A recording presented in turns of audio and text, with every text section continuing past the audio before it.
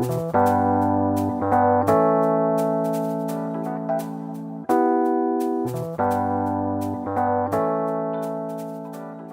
morning, everyone. Once again, I'm delighted to have everyone in the 18th ESDN workshop, which is a virtual workshop. The title is Achieving the SDGs Through a Sustainable and Just Transition, Challenges and Response to COVID-19. This is what we're doing this morning and until 1:15. So we do have, as I said before, a very tense agenda ahead of us. My name, for the ones of you who do not know me, my name is Gerald Berger. If you go to the next slide, please, then you can see all the details. My name is Gerald Berger. I work at the ESDN office and the Institute for Managing Sustainability in Vienna. I work at the ESDN office, have been working for a number of years now, so many of you probably know my face and my name, I suppose. For the others, welcome as well, of course. I will guide you through this morning and a little bit of the afternoon and make sure that everything runs smoothly. I have the help of many, many colleagues. I think we're 6 is our team here at the ESDN office, from the technical to the content. So everything should be working fine, hopefully. Good. Before we do start, I also need to say, and I said it before, this is a collaboration and we're very happy about that. This is a collaboration between the ESDN and the Romanian government Department of Sustainable Development. It's a pleasure to work with them. It has been in the preparation and it certainly will be now. Romania has joined the ESDN advisory board a couple of months ago, or half a year ago, I should say. And we are delighted to be working with the Romanian government. Again, as I said, already in the run-up, we should be in Bucharest, but these times. So we're meeting virtually, and this is the first ever ESDN virtual workshop. So fingers crossed that everything will run smoothly. Good. We are, from the participant list, 92 participants from 22 countries, so a huge crowd. It's very difficult to sort of imagine, but we try a little bit now. Heike, if you could make that run, if everyone now who has a camera could switch on their camera and we get rid of the screen share just to get a little glimpse of the whole sort of group of who we are. Beautiful. Isn't that a fantastic view? Good morning, everyone. It feels better now to see all of you. Maybe we do a little wave and a thumbs up. Works perfectly fine. Hello, everyone. It's good to see you. Very good to see you. Excellent. Very, very good. We're also, by the way, and that's why it's good that everyone can see us, because we already streamed live via Facebook. So hello to everyone who's watching us from afar, who we do not see right now. But everyone welcome as well in the virtual world, as it were. Good, very good. So it was good to see you, and we see one another during the workshop. You may want to switch off the camera again, if you may, and mute yourselves, that we're not straining the bandwidth too much. And Heike, if we can go back to the main slides then, if this works. Fantastic. The next slide, please. I'm not long in my intro. I just give you, and you all got the agenda, so that's what it looks like. A very simple agenda indeed.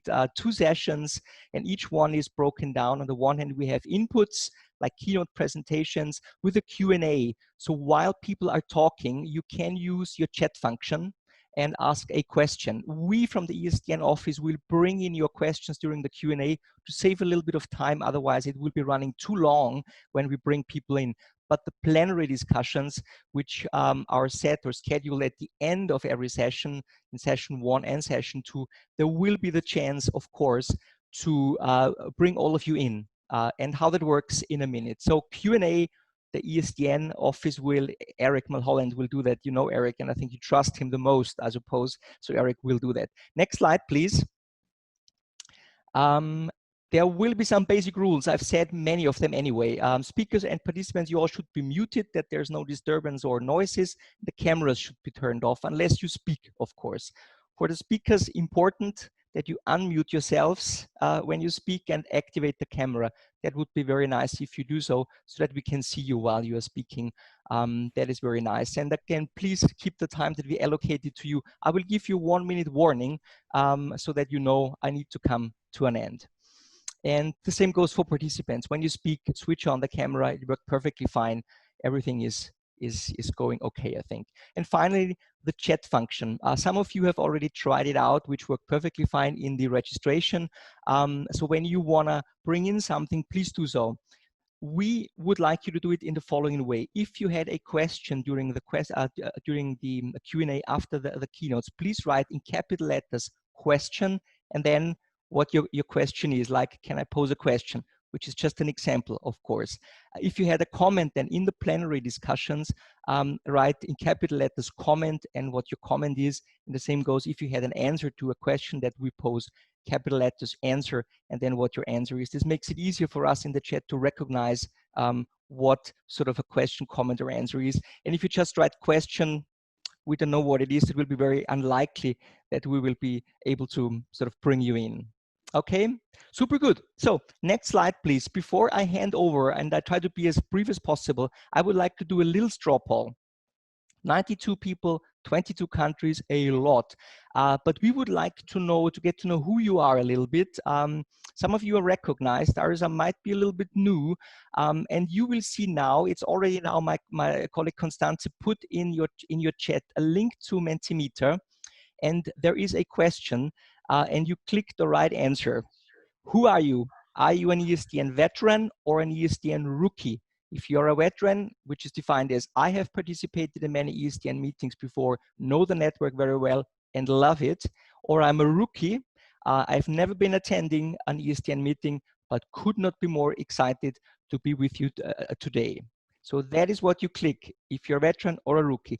Please go now in the chat to the Mentimeter, just click the link and then the question or the two options appear and you click either veterans or rookies and then you submit your questions. And in a few seconds, I'll give us like 15 seconds, then we'll see already the answer to that. What the sort of the balance is between those who are long-term members if I just said, somebody says it the second time, if you love the ESDN, we consider you a veteran. If you've never been there, you can certainly say, I'm excited, but I'm a rookie.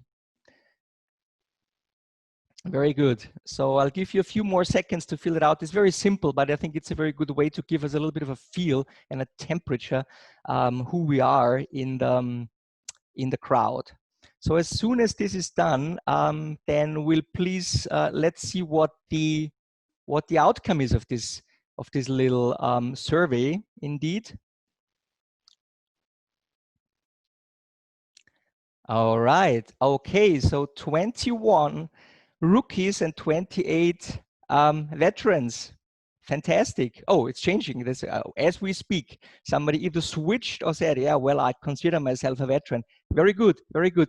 If I would be an American football coach, I would say fantastic crowd. We do have the veterans and the rookies, so the fresh blood that we need, and also the sort of the stable, excited, experienced ones. Fantastic. So 30 to 21, which is a very good balance, that there is something new and something that is an experience. But we need to be careful to not fall into ESDN sort of informal talk now and then, especially the ones who are the veterans, because we do have a certain number of rookies at the webinar. So thank you very much indeed. I think this was quite interesting to see what the balance is. We can go back to the main slides, please. Or rather keep it like so, because we are actually at the time where I would like to introduce the first. We have 3 welcome talks, and I'll just give a quick intro to the first one, because I see that he is already online, as it seems. The first welcome, and we are delighted to have Ionel Dancă with us. Ionel is the head of the Chancellery of the Prime Minister in Romania. And Ionel, I think you have been getting out of another meeting with the Prime Minister. So I'll give the floor over to you, and The floor is yours for the next 10 minutes, Ionel. I hope you can hear us and unmute yourself.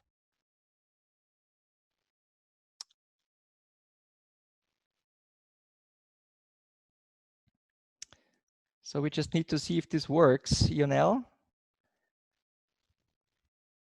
If this doesn't, it seems Ionel, I could see him, but I'm not sure if he can hear us or can work it. So maybe we just give ourselves another second. Otherwise, Ionel, can you hear me? Okay. Here he is, Ionel. Good morning to you and welcome again. We're delighted to have you. Over to you. Good morning. Thank you very much. I would like to thank you for this event. It's very important for Romanian government as a part of our engagement to sustain develop the strategy for sustainable development for Romania. And I would like to express our gratitude to European Sustainable Development Network for organizing this workshop in cooperation with our Department for Sustainable Development from our government.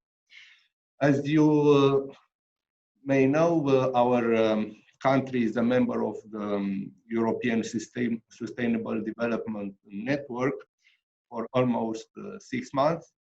And now we are taking part in the exchange of information and experience with the other members. Our joint action through this network with outstanding experience in sustainable development hopefully will take us closely to the point of achieving the sustainable development goals, despite of as we all are facing the COVID challenges and crisis. And again, Romania is an active supporter of Agenda 2030, and we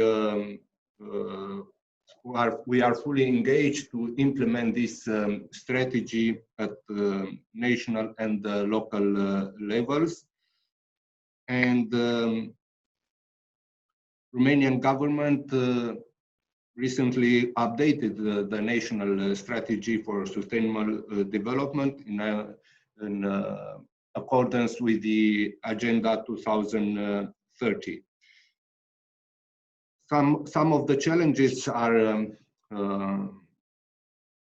listed, and we are in this strategy, and we are involved in taking actions to solve these challenges for the Romanian strategy.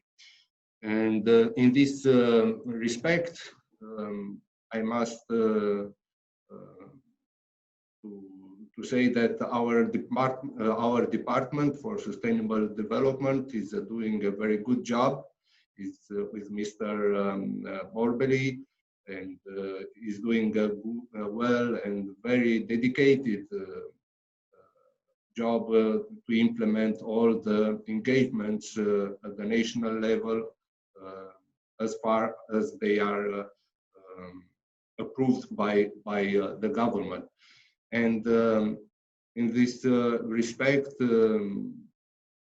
I just want to close my remarks saying that it's very important to be involved in this network and to change the information and the experience with the other members. And we hope that we can achieve serious progresses in the next period.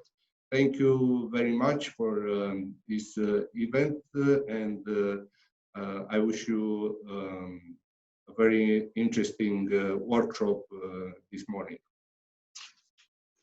Ionel, thank you very much indeed.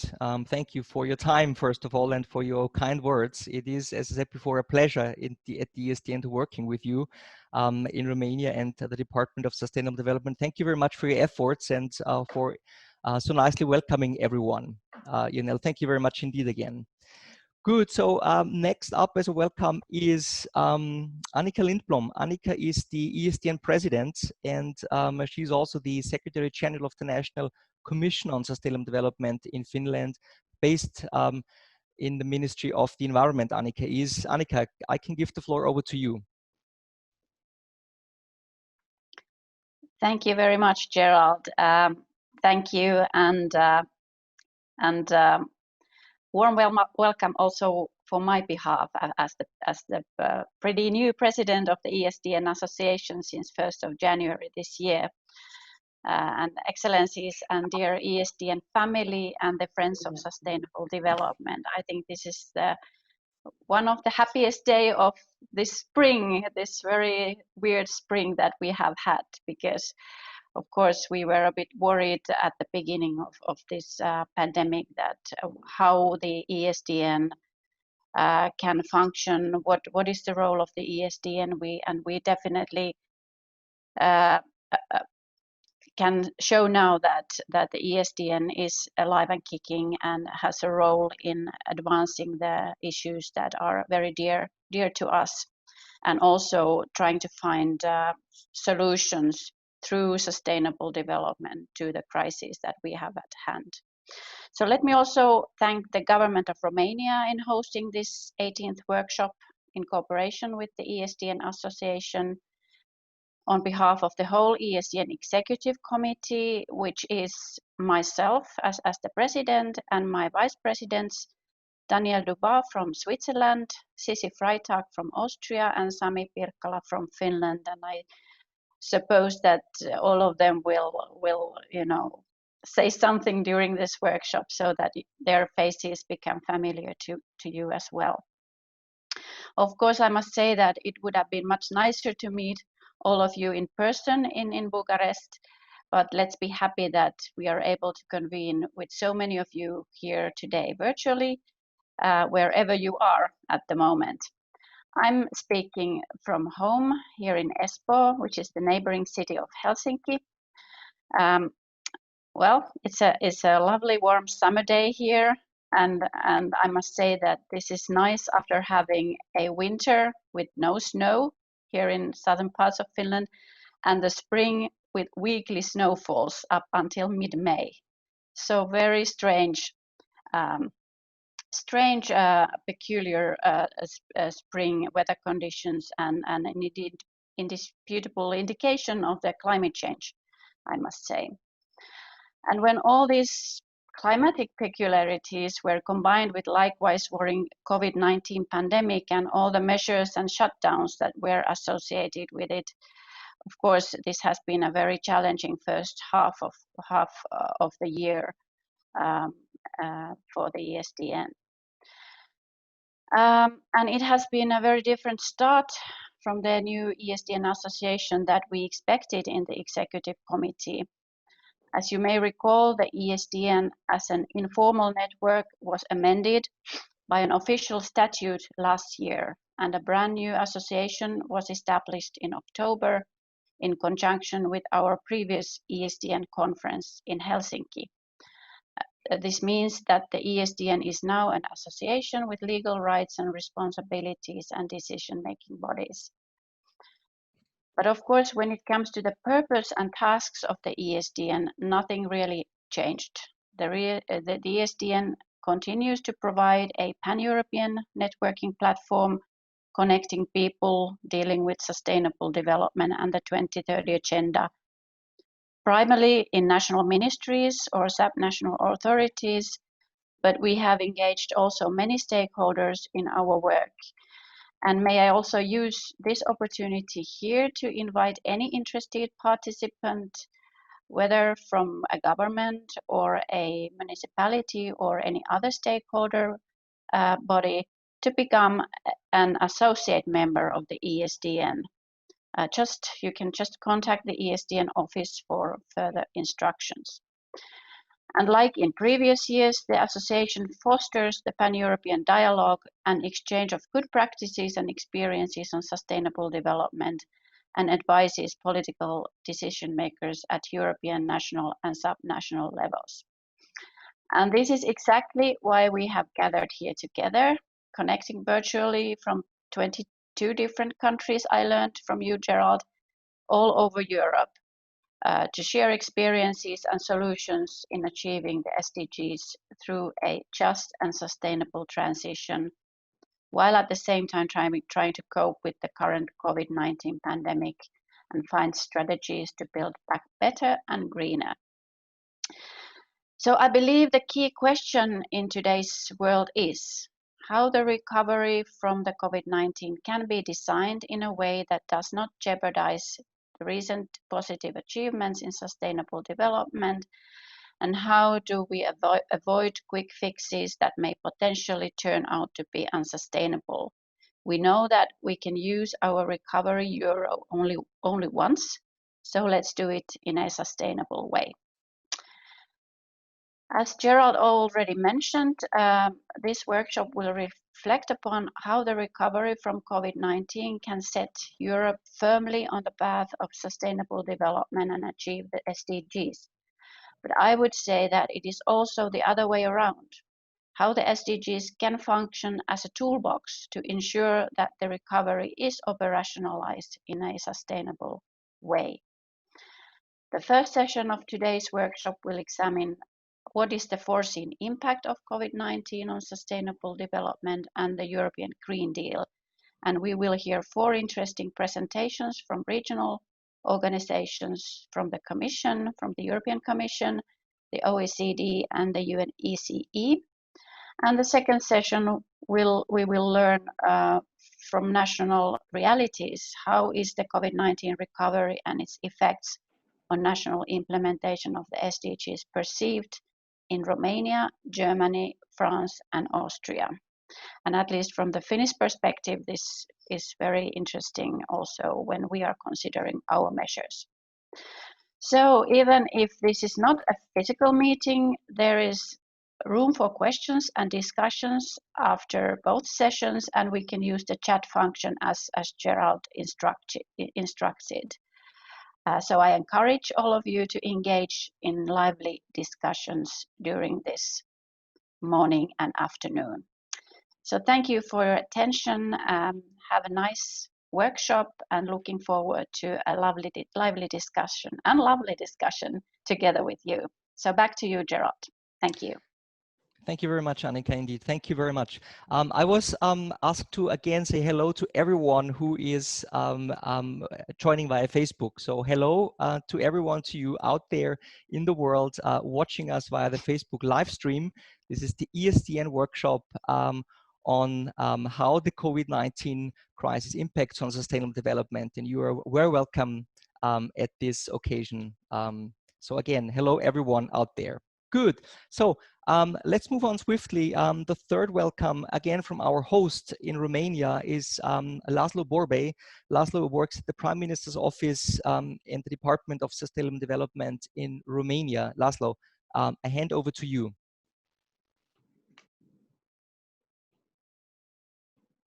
You have to unmute yourself, Laszló. Oh, excuse me. Yes. Thank you very much for coming at this very important meeting.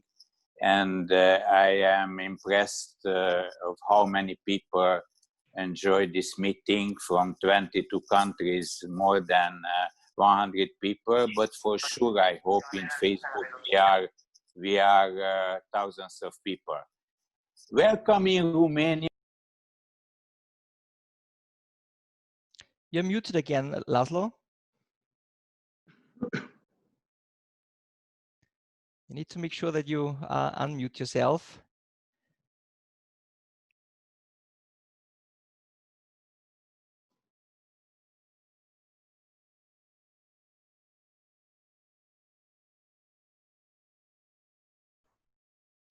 Let's see if Laszló can fix that quickly. I was unmuted as well. This is a beast to mute and unmute yourselves.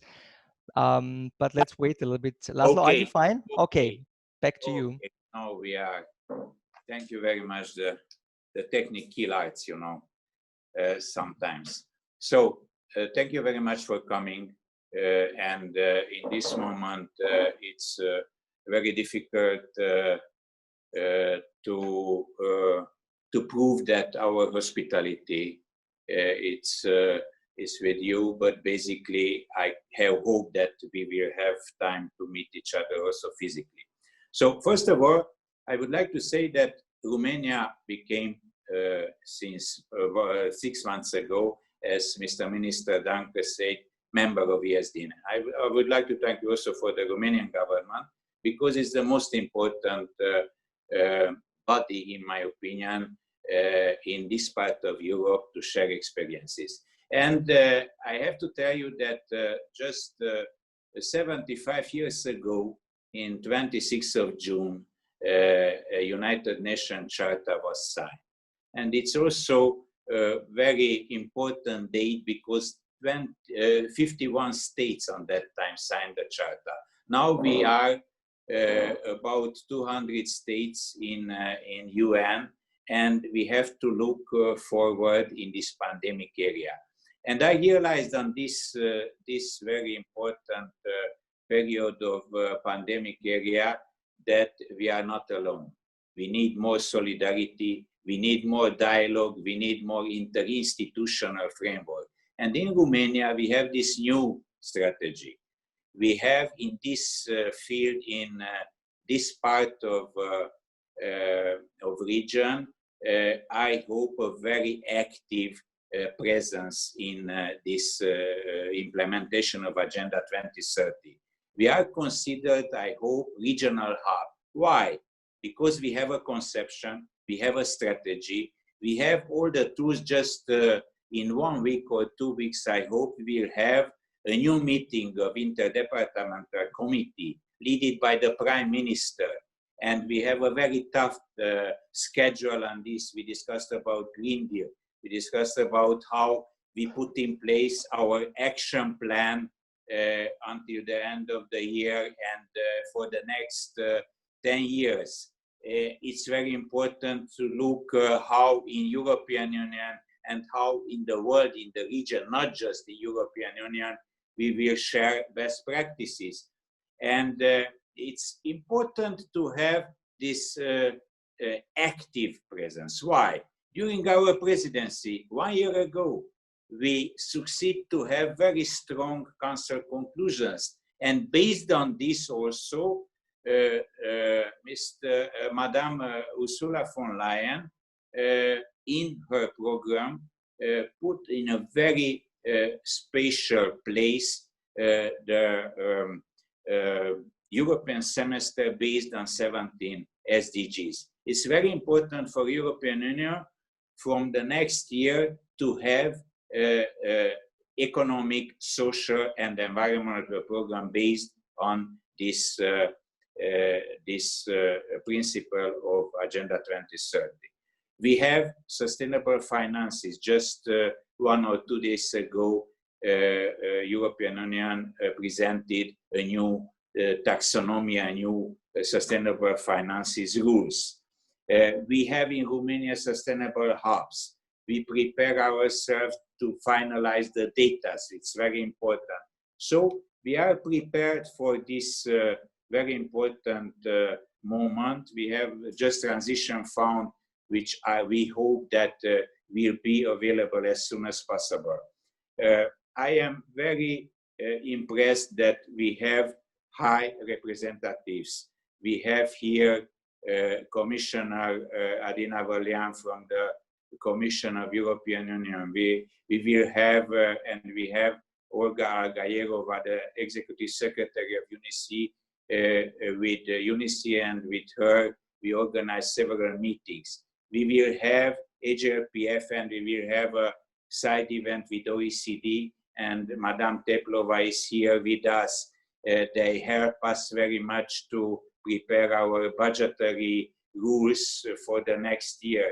So we are together in this very challenging period, and I hope that we will prove also today that we are able to have a more sustainable world in spite of this pandemic area. So thank you very much again for the organizers, for ESDN, OECD, UNECE, European Union, and of course my colleagues from the Romanian government, and for Minister Dancă, that we could meet each other online and to discuss more about this very important task of how we can recover ourselves after pandemic area. Thank you very much.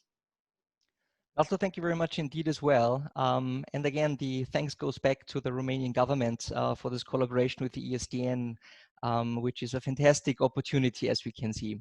Good. So thanks again for all the welcome speakers. I think we are firmly set now. The compass is right, and we can move on swiftly to the first session.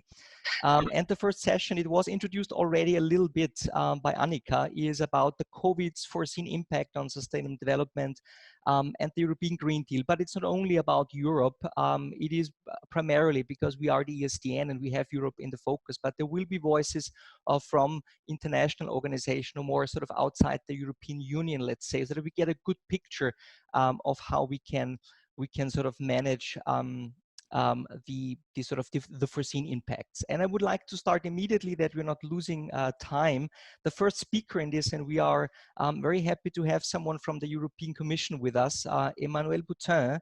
Emmanuel is an expert on sustainable finance at the European Commission, DG FISMA.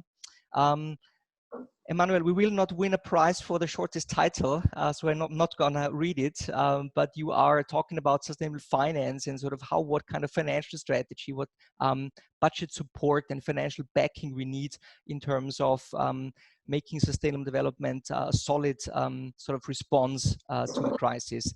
Emmanuel, I hope you're set, so I would give the floor over to you. In case you have PowerPoints, I'm sure my colleagues will set that up. Emmanuel, the next 50 minutes are yours. And I may say, if you had some questions while Emmanuel is speaking, please use the chat function, type in capital letters question, and then my colleague Eric can see them and can bring them in at the end of Emmanuel's talk, that we can have a little bit of an exchange. Emmanuel, enough said, over to you. Thank you very much. Can you hear me? We certainly can, yes. Go ahead. Perfect, thank you. And thank you very much for inviting me. I'm very happy to share with you what we are doing on the sustainable finance, the renewed strategy in particular, and in the context of COVID-19 recovery, the contribution of sustainable finance for this purpose. So thank you very much for inviting me. Moving on to the next slide, please. Maybe just a little bit of context on our side on what's the connection between COVID-19 and sustainable finance. We really think that COVID-19 illustrates the interconnection between biodiversity losses, environmental degradation, and human activities with the social consequences our economies are now facing. The nexus between public health, the environment and climate, and socio-economic disruptions are very more obvious today, and looking forward, experts suggest that warming climate may also encourage even higher risks of disease transmission.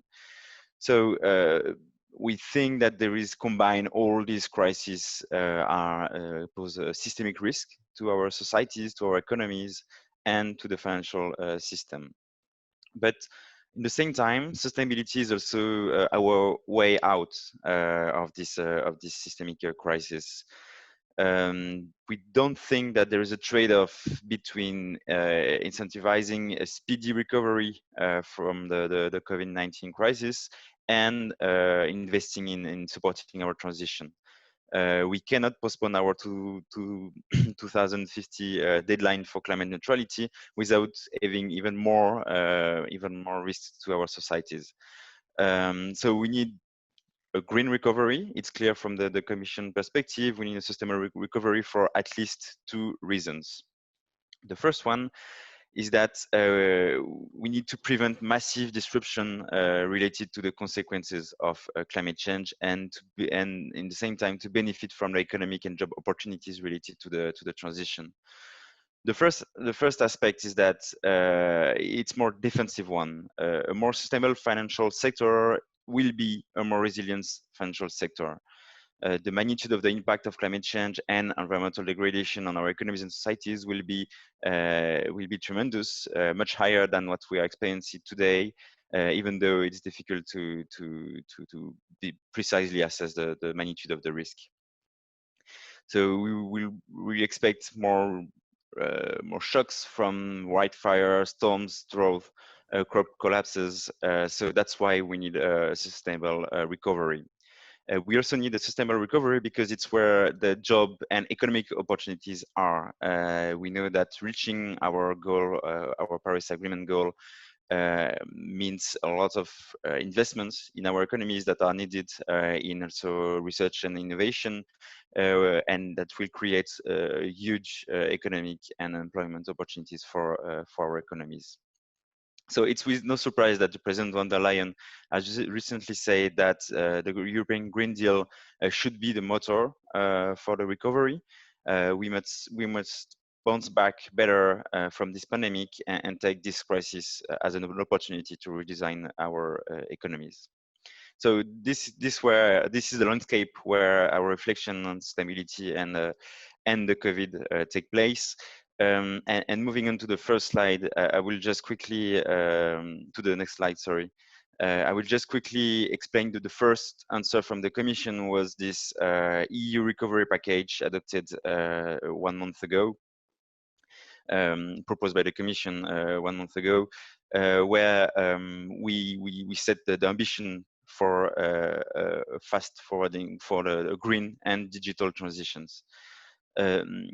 It's in this communication, it's front on top of the communication, we directly say that the EU sustainable finance will guide investments in Europe recovery to ensure that they are in line with the long-term ambitions. So we want this recovery to be as green as possible. I will just quickly focus on this slide on 2 aspects. The first one is on the recovery and resilience facility on the top of the slide. The idea here is to help unlock investments in member states for also energy efficiency and building renovations, renewable energy, supply chain, and all these sectors that are key for the transition. So it's a first pillar of sustainable recovery. The second one is on the second line of the slide. It's on the Invest EU aspect. So the InvestEU is Europe's flagship investment program, and here we propose to increase by 15 billion this InvestEU program, and in particular to double sustainable infrastructure window that will support investment in renewable energy, energy storage, and building renovation, clean mobility, etc.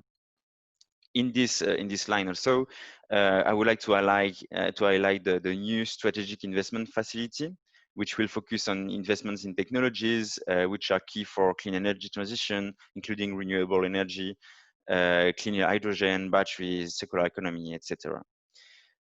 Finally, all projects above a certain threshold in InvestEU program will be subject to sustainability proofing to ensure that they are aligned with the Green Deal, and also this sustainability proofing will make appropriate use of the European taxonomy. So as you can see, we have a clear ambition for sustainable recovery, but clearly to address our huge investment needs for the Green Deal and for climate and environmental ambitions, we need also the private sector to invest in sustainability, in sustainable activities.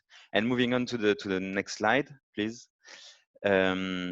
We definitely need the private sector to move towards sustainable transition to the sustainable goals, and the European Green Deal has, in this sense, clearly increased our ambitions, in particular to be climate neutral by 2050. And this means that we need more investment flying to these activities. In 2018, we made a first action plan on sustainable finance, which was aimed at addressing the urgent needs in sustainable finance. And the first one was to define what green and sustainability activities are for us. So that was a taxonomy regulation that was officially adopted last Thursday. And now we are working on the delegated acts of this taxonomy to line by line identify what activities are considered as sustainable. Another aspect of this 2018 action plan was the disclosure regulation, where we want to make sure that investors capture the ESG impacts of their investments, and finally the benchmark regulation. But the financial challenges to reach our targets are extremely high in all sectors of the economy, and we think that the financial system as a whole is not yet transitioning fast enough. So especially in the COVID-19 crisis, we need to shift the gear to a higher pace. It's clear from our point of view. For all these reasons, the European Green Deal announced a renewed sustainable finance strategy. It will play a critical role in the recovery, and we want to make it to be a very comprehensive strategy, in the sense that we don't want only to focus on the sustainable on the financial system, but also to cover what citizens can do as retail investors, for instance, what public authorities can do also when they use our sustainable finance tools. And we also consider not only what's happening in the EU, but also what the EU can do for sustainable finance outside the EU. So the international role of the EU for sustainable finance is also important for us in this renewed strategy. In the next slide, you will see what are the three pillars of our renewed sustainable finance strategy. And the ongoing consultation on this aspect. This consultation is ongoing until mid-July. We will want to have broadest possible idea of what you think as key stakeholder we should do as the Commission to scale up sustainable finance. Our thinking so far is built on three main pillars. The first one being it's to finalize the foundations for sustainable investment. In particular, do we need more standards and labels for sustainable finance products? Do we need also to better structure a reporting framework and also the key role of corporate governance for a more sustainable economy, and also the role of investors for long-term investment. So we cover all these aspects in the first pillar, which is very important to us and for sustainable development also. The second pillar is more on increasing the opportunities for citizens, financial institutions, and corporates for sustainability. Here we want to cover all the value chain, from retail investors to pipeline of projects through all the instruments, financial instruments that can be used for sustainable finance. We also cover what the EU can do to better scale up sustainable finance globally. Finally, the last point is extremely important also. It's on the risk side. We know that climate and environmental impacts could be substantial to our economies, to our societies. That's why we need to better capture, identify these risks and manage them within the financial system. It's all the reflection also around a brown taxonomy. And also what could all banks, asset manager, insurers, and credit rating agencies do to better capture these risks. So this is where we stand basically when we launched the consultation. But since then, we've seen a different context happening, as I said, with the coronavirus. So in my last slide, I would like just to identify three areas of work where we think we need to more prominently reflect this area in our strategy.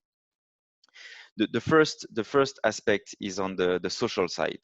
So far, we have focused a lot on climate and environmental while not doing harm to social issues.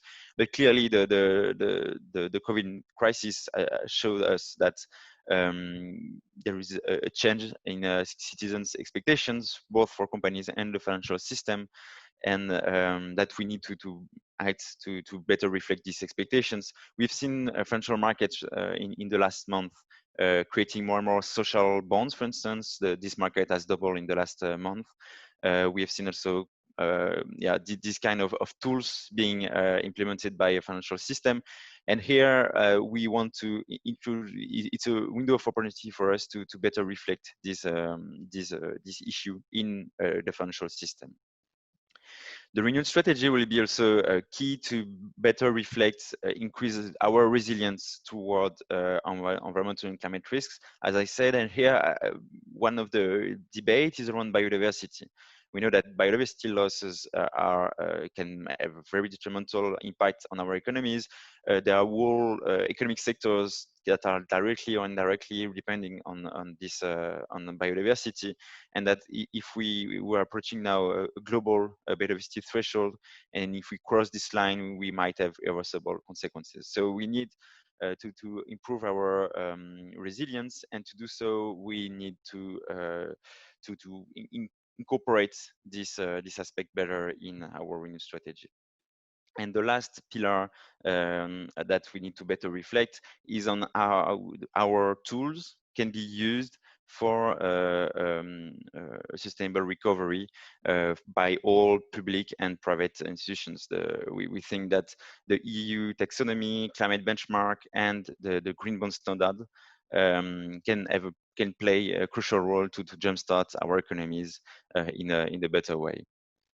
They will help to boost the economies while making sure that we deliver on the Paris Agreement. So that was what I wanted to introduce to you today. We really think that our effort for renewed for sustainable finance and for our renewed strategy will be key for the recovery, and we really think that the recovery should be sustainable. Thank you very much. Emmanuel, thank you very much indeed, and also for keeping the time. You were sort of more or less exact. Very good. I think there are several questions that were asked in the chat. So Eric, could you sort of come on with the first one? Emmanuel, we take one or two, and please be as brief as you can. Otherwise, we're sort of overstretching the time. Eric, could you come on with the first question from our participants? No problem. Okay, so the first question, Emmanuel, is when will the taxonomy rules be fully operational? So for the taxonomy, we have different phases. Sorry, I will be short, but it's a bit complicated. We have identified first a set of activities that are aligned with our climate mitigation and climate adaptation objective. This delegated act will be published by the end of the year. And next year, we will publish the delegated act to identify the activities that are in line with our with the other environmental objectives. So, protecting water, circular economy, biodiversity, etc. We'll publish the delegated acts by the end of next year, and then it will apply on corporates, on investors as of 2022. Okay, many thanks. Okay. Do we have time for another question or two? More, yes, we take one more. Okay. And how are the SDGs coming into play in the strategy as they provide the basis for connecting social and environmental goals and other important interconnections? So as I say, we started with the previous action plan with addressing first the urgent needs on environmental and climate. It was very key for us. But now clearly our thinking is moving to broader sustainability reflection, and we want to open also maybe other objectives in our strategy, including social, for instance. So we will probably among the 17 objective of the SDG objectives, we will probably try to address others. Will not be probably able to cover them all of them, but clearly we want to create new tools to address these other goals. Emmanuel, thank you very much indeed. I'm sorry that we can probably not always answer all the questions directly, but Emmanuel, would you be so kind? I think there are one or two other questions in the chat. If you would be so kind, maybe to have a quick look, and you could in the chat answer the questions if you be so kind, because we would like to, of course, answer get an answer to the questions. We may not be able to bring in all of them, but keep them coming for sure. Emmanuel, thank you very much indeed again for your presentation, for answering the questions. That was very illuminating, because this is a very important topic for sure, to get the finances right, to link them to the SDGs, you know, what it would mean to get the comprehensive and ambitious renewed strategy. Very good, Emmanuel. Thank you very much indeed. Thank you very much, and have a good day. Thank you, Emmanuel. So next speaker up, and I already can see her face, Tatyana Teplova. Tatyana is the head of division for policy coherence for the SDGs at the OECD. Tatyana is based in France, and it's very interesting because the OECD did a study, a survey rather, on building a coherent response for a sustainable post COVID-19 recovery. And we're eager to hear, Tatyana, what this survey brought up and what news you can share with us. If you're all set, Tatyana, because I think you have PowerPoint slides, I hand the floor over to you. You have 15 minutes. I give you 1 minute warning. And as always, keep the questions coming in the chat. Over to you, Tatyana. Fantastic. Thank you so much, and good morning, everyone. I hope you can hear me well. And I'd like to begin by thanking the government of Romania and the ESDN for inviting the OECD to be a part of this important and extremely timely dialogue. I'd like to ask, yes, to go to the next slide, please. Next, and then the other one, yes, slide number 3. So, but let me start by emphasizing that delivering on the Sustainable Development Objectives is seen as a formidable challenge by many of our member and partner countries. And this clearly emerged from our online country survey, which we conducted among nearly 600 respondents across different world regions, from 37 OECD members and nearly 50 partner countries. And globally speaking, overall, the results indicates that almost 80% of the policy practitioners see, that indicates that they're struggling with the implementation of the 2030 agenda, and 77% perceive that governance or leadership challenges serve as a core obstacle in this regard to implement the agenda effectively. And the majority of respondents, as you can see on the slide, also highlights challenges related to strategic long-term vision, stakeholder engagement, political vision and leadership, policy integration, and so on. And when we look at the European level, the results are actually quite similar, where the 3/4 of policy practitioners indicated that governance or leadership related challenges remain core obstacles to the implementation of the 2030 agenda. And next, so what you see yes, on the next slide is that the COVID-19 crisis has exacerbated these systemic challenges related to the implementation of this agenda. And what we also heard that effective governance and policy coherence for sustainable development are more needed than ever. And let me highlight 4 main reasons in this regard. So first is the need to protect recent gains in achieving the SDGs, as was already mentioned by the SDN President, Ms. Lindblom. And we know that the calculation of the full impact of this crisis, including health consequences, but then also economic impacts such as the rising unemployment, reduced impacts in reduce impacts in households, including incomes and enterprise losses. Yes, this still needs to be calculated. What is quite clearly emerging from the survey that the crisis is seen as having a strong potential to reverse the progress that's been made so far in advancing the SDGs.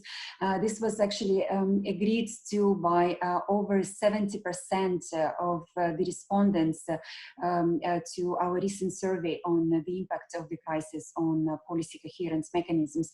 And we actually already see this in some of the data that is coming out. For instance, the World Bank estimates show that the crisis will push between 71 to 200 million people into extreme poverty, thus threatening the achievement, for example, of the SDG 1 on ending the extreme poverty by 2030. The second reason why governance and policy coherence for SDGs are particularly important today is that we need to ensure that efforts for building forward better are not undermined by short-sighted responses. Indeed, 80% of the respondents agree or strongly agree that the SDGs can be used as a roadmap to guide the recovery from the crisis, while at the same time identify a high risk that short-term economic consequences of the pandemic will sidetrack the priorities related to sustainable development. So we do need to be vigilant, particularly that there appears to be a stark trade-off between the short-term recovery measures that can give immediate relief to the economies after the crisis and adopting long-term policies for more inclusive and sustainable and greener systems. So basically, what we see is a bit of a tension. On the one hand, there is evidence that more than half of surveyed policy practitioners recognize the importance and actually are prepared to incorporate long-term concerns while formulating recovery measures. And on the other hand, our preliminary analysis of the actual response measures show that they primarily have only a short time horizon of about up to one year. So there is a certain tension that can be observed in this regard. Next is the need to balance short-term national recovery measures with long-term international commitments such as the climate change. And here our survey also shows that while the crisis increased awareness of the dependencies across borders and global vulnerabilities, the actual analysis of the measures that are being adopted by the countries show that they primarily intend to foster national interests. For instance, by protecting national industries, which also has potential to create an unlevel playing field. And the final reason is the need for strong coordination tools to build a long-term global recovery. Here, briefly, we see from the survey results that more than half of the respondents think that governments are more aware of the need to work across the silos in their national administrations. And actually, about 30% of countries use existing SDG coordination mechanisms to share information on COVID-related recovery. But then at the same time, we see that the involvement of civil society, involvement of the private sector has been quite limited, and the decision making has been primarily limited to the center of government and financial institutions. So the next slide also highlights that this immediate concerns call for governance measures that are fit for formulating coherent and multidimensional responses, which should be implemented together also with non-governmental partners such as the civil society and the private sector.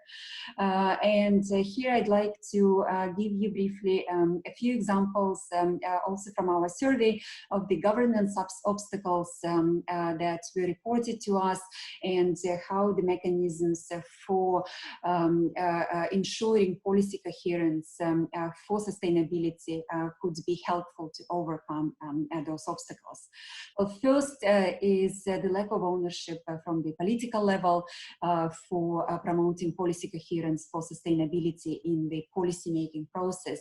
And here, to overcome this, the mechanisms for policy coherence and specifically principles in this area could be explicitly mentioned in the national recovery plans and financing strategies.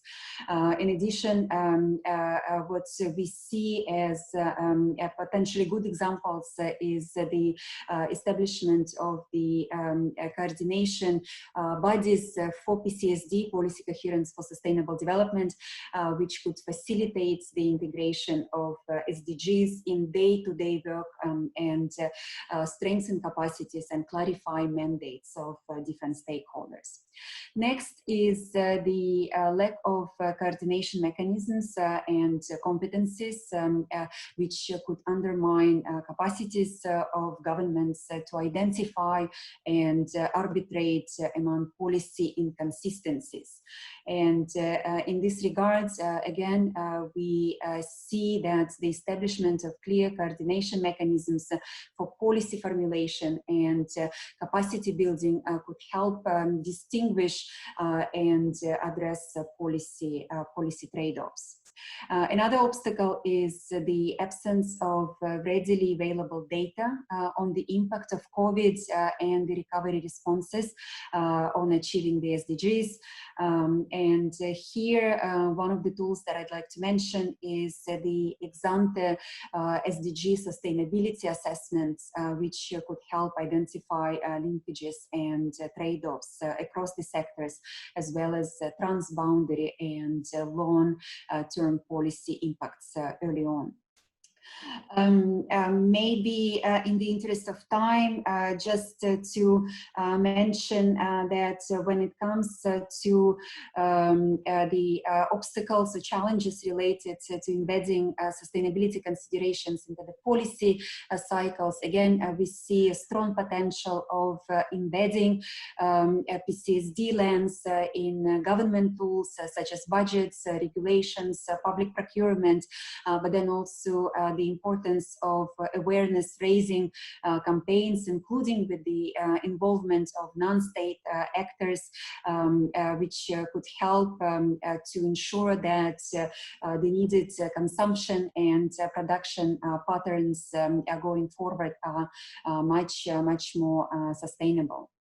So in terms of the tools and support that can be provided by the OECD to facilitate national and international efforts to ensure sustainable recovery, let me briefly highlight on the next slide some of the toolbox elements that we'd like to offer for the countries and our partners. So next, The toolbox includes the OECD recommendations on policy coherence for sustainable development, as well as other governance-related standards. We also work with many countries who are also participating in this workshop to help align recovery with international commitments, including dedicated support to the European Union countries. We are working on the establishment of an online portal and the development of practical tools to strengthen capacities and institutional mechanisms such as the Observatory on Policy Coherence for Sustainable Development and self-assessment checklist in this regard. So let me briefly highlight some of them. So when it comes to the recommendation on policy coherence for sustainability, for sustainable development, which is shown on the next slide, please. This recommendation aims to specifically respond to the growing demand from our members, but then also partner countries to deal with the how of the Coherent 2030 Agenda implementation. So this recommendation is based on the premise that the ability to consistently develop and implement coherent policies in all areas is strongly dependent on the processes, systems, structures, and tools which are used by the governments to manage and coordinate policies at all levels. So what you have 1 minute left, Tatyana. I'm sorry, yes, 1 minute left. Yes, so what you see on the slides is 8 principles which are structured around 3 pillars, and I would be happy to provide more information on the different aspects of this recommendation. Just to highlight that we are inviting all countries who are not yet adhered to this recommendation to consider doing so, as it can provide a useful roadmap to align recoveries and the implementation of the SDG agenda. On the next slide, what you see is the examples of the, well, next slide. So this one is good governance standards, but the following slide shows the targeted country support. Again, it highlights some of the European countries and how the OECD is working on helping to build leadership skills and institutional capacities in support of PCSD and governance for the SDGs.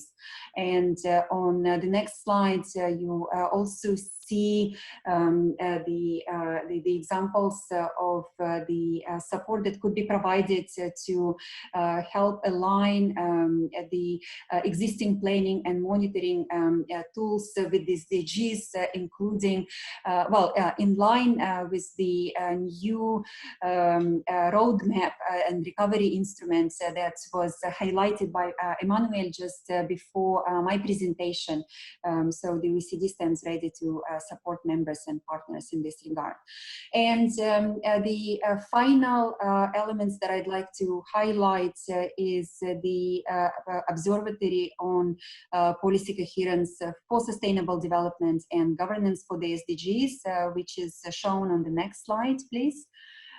Which is proposed as an inclusive and participative web-based platform that would offer practical guidance, tools and training, also a comprehensive database for PCSD and showing experiences from around the world, and it would contain a multidisciplinary and evidence-based policy analysis on key governance and thematic areas for PCSD and governance issues. Good, Tatyana. Can you come to an end then, please? Thank you. Mm-hmm. Yes, I'm coming to an end. Thank you. And just to give you a glimpse of the final tool, which is shown on the last slide, is the online PCSD self-assessment toolkit, which helps countries to assess themselves against good practices and and standards on PCSD. So thank you so much for your attention, and happy to answer any questions. Thank you. Tatyana, thank you very much indeed. This was at the core of the ESDN with a lot of governance and what you presented. Thank you very much. Just one question, Eric. Would you come up with this one? Yes. A brief answer, Tatyana, please. Yes, so the question is, will the OECD adopt specific recommendations for member states to include sustainable development criteria in their recovery programs? Yes, no, thank you so much for this question. We feel that the OECD recommendation on policy coherence for sustainable development that I highlighted on the slides offers already a sound instrument to support member states to align recovery strategies with the implementation of the SDG agenda. So we do see that the current tools do offer sufficient guidance. Of course, the challenges in the implementation, and we stand ready to work with individual member states to help put these principles in practice. Thank you. Okay, Tatyana, thank you very much. There was a second question to you, Tatyana, that due to the time constraints, I'm very sorry we cannot take overall here in the workshop. But Tatyana, please be so kind to go to the chat and answer the question if you would. That would be very helpful, I guess, for our colleagues. But Tatyana, thank you very much again for your presentation and answering the question.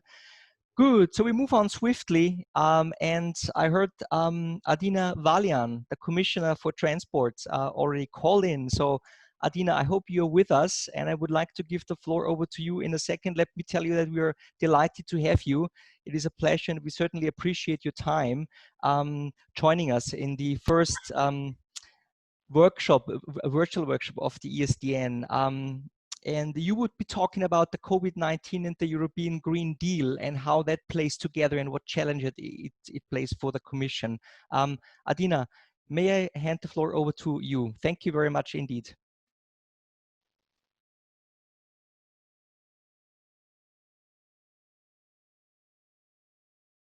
Adina, you may want to unmute yourself. Yes. You are muted. Thank you, Adina. Welcome. You hear me now, yeah? We okay. can, we certainly can. I have can. several devices here to mute, unmute, so I was not sure on which one I need to press. Thank you for inviting me to address you today. I welcome the initiative of the Romanian government to host this edition of the European Sustainable Development Workshop in Bucharest, albeit virtually, since travel is still restricted in the aftermath of the COVID-19 outbreak. As we can see, even for this event, travel restrictions, border closures, and the mere shutdown of entire businesses have been the most visible and immediate economic repercussions of the pandemic. Now, as the deconfinement is gradually re-enabling mobility and production, and while the virus is still present, we focus our efforts to create momentum for a rapid, sustainable, and smart recovery. Full speed is needed because long-term losses in growth and development are already harder to reverse. I will share with you today my thoughts on how the recovery is nothing but an additional support to pursuing the Sustainable Development Goals agenda, and about how the Next Generation EU package can foster even more sustainability. Sustainable development was and remains at the core of the European Commission's agenda, being part of its flagship strategy, the European Green Deal. We have put a great emphasis on our path towards carbon neutrality by 2050 and have embedded the principles of a sustainable and digital twin transition of our economy in all our proposals. Then came the COVID-19 outbreak, which required full involvement through policy and financial means to ensure protection and supplies for citizens and continuity for businesses. During the pandemic, the European Commission has proposed 3 layers of measures at maintaining functionality during the lockdowns, then structuring a coordinated exit strategy, and later proposing a recovery plan. This recovery plan is based on a thorough assessment of the impact and recovery needs of all economic sectors. I can tell you firsthand that the sector I'm dealing primarily with, which is transport, was one of the hardest hit by the pandemic. We experienced supply chain disruptions, a steep decline by 90% in foreign and domestic travel, and overall reduced connectivity across Europe. No business is built to function with 90% losses in turnover. Recovery will therefore need to allow Europe to move seamlessly again, since moving freight or passengers is vital to our internal market and economy. I'm giving the example to showcase the proportions of the recovery needs, as well as the negative implication of a slow and long recovery. To accelerate this task, the Commission has put forward an unprecedented recovery package to kickstart European economy. It builds on a 1.1 trillion euros multi-annual financial framework and 750 billion euros next generation EU package. I said it is unprecedented in its nature because it's mobilizing the entire European Union budget. In the means used, raising, for example, capital on the market, in volume, and in its purpose to put EU firmly on a recovery path while pursuing our green and digital agenda. Although specific economic sectors do not have ring-fenced funding in the recovery package, it is clear that those economic ecosystems which have suffered most, such transport and tourism, will be able to benefit from several funding opportunities. With a total budget of 560 billion euros, we have the Recovery and Resilience Facility, which can be beneficial for all sectors of the EU economy, as long as the investments comply with our green and digital transformation and with the findings of the European semester. Member States will submit recovery and resilience plans by April next year, of course, in order to receive grants or loans. And I'm sure the investment in sustainable transport, for example, will be high on the recovery agenda of Member States, as this is mentioned in almost all country reports of the European semester, on which the national plans will have to be based. We are also proposing an enhanced InvestEU. This is with a budget increased at 31.6 billion euros, which will include a strategic investment facility to support critical infrastructure and the development of resilient value chains, including for new clean technologies that are essential for the European economy. In addition, we have sustainable infrastructure window, which has almost doubled in size and now has 20 billion euros guarantee, which can stimulate private investment in sustainable infrastructure or in fleet renewals, for example. The recovery package includes a reinforced budget for our main instrument as European Commission to act in transport, which is Connecting Europe Facility. And we will use it to stimulate further sustainable infrastructure investment. We have then the solvency support instrument, 26 billion euros, which can mobilize additional private capital to support eligible companies in the sectors most impacted. This is under the European Fund for Strategic Investment, and will also offer support through equity funds to those companies in need of capital increase, especially in those areas where the state aid support has not been available. All of these instruments I have mentioned, which are part of the Next Generation EU and part of our multi-annual financial framework, will continue to support our priorities of sustainability and digitalization. The crisis changed a lot, but not the need for smart and sustainable mobility. Just to give you one example, in the instrument I've mentioned, the Connecting Europe facility, 80% of the budget for transport is already contributing to climate action. For the entire multi-annual financial framework and the Next Generation EU, we propose an overall target of 25% climate mainstreaming. For transport, it can be even higher, this percentage.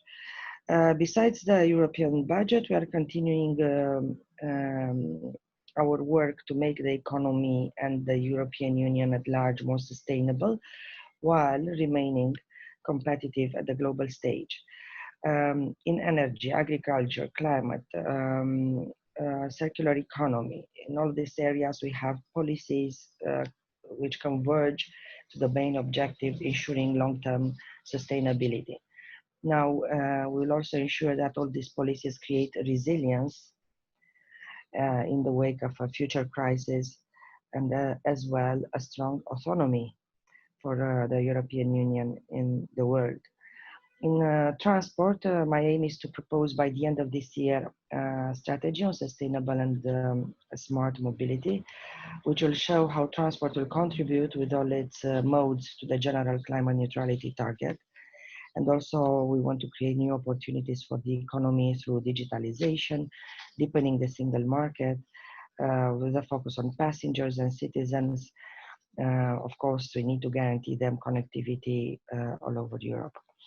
As you can see, we have actually taken the sustainable transformation of the economy to the next level by implementing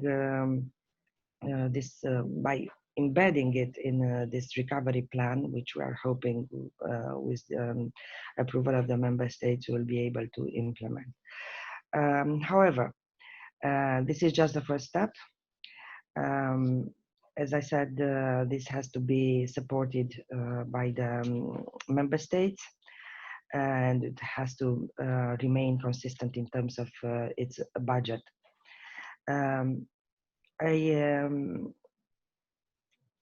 I will close by saying that, reiterating the fact that sustainable development needs increased investment. It needs the full support by putting the government's focus on those programs and budgets dedicated to new clean solutions. But right now, sustainability needs an agreement to start deploying the recovery plan.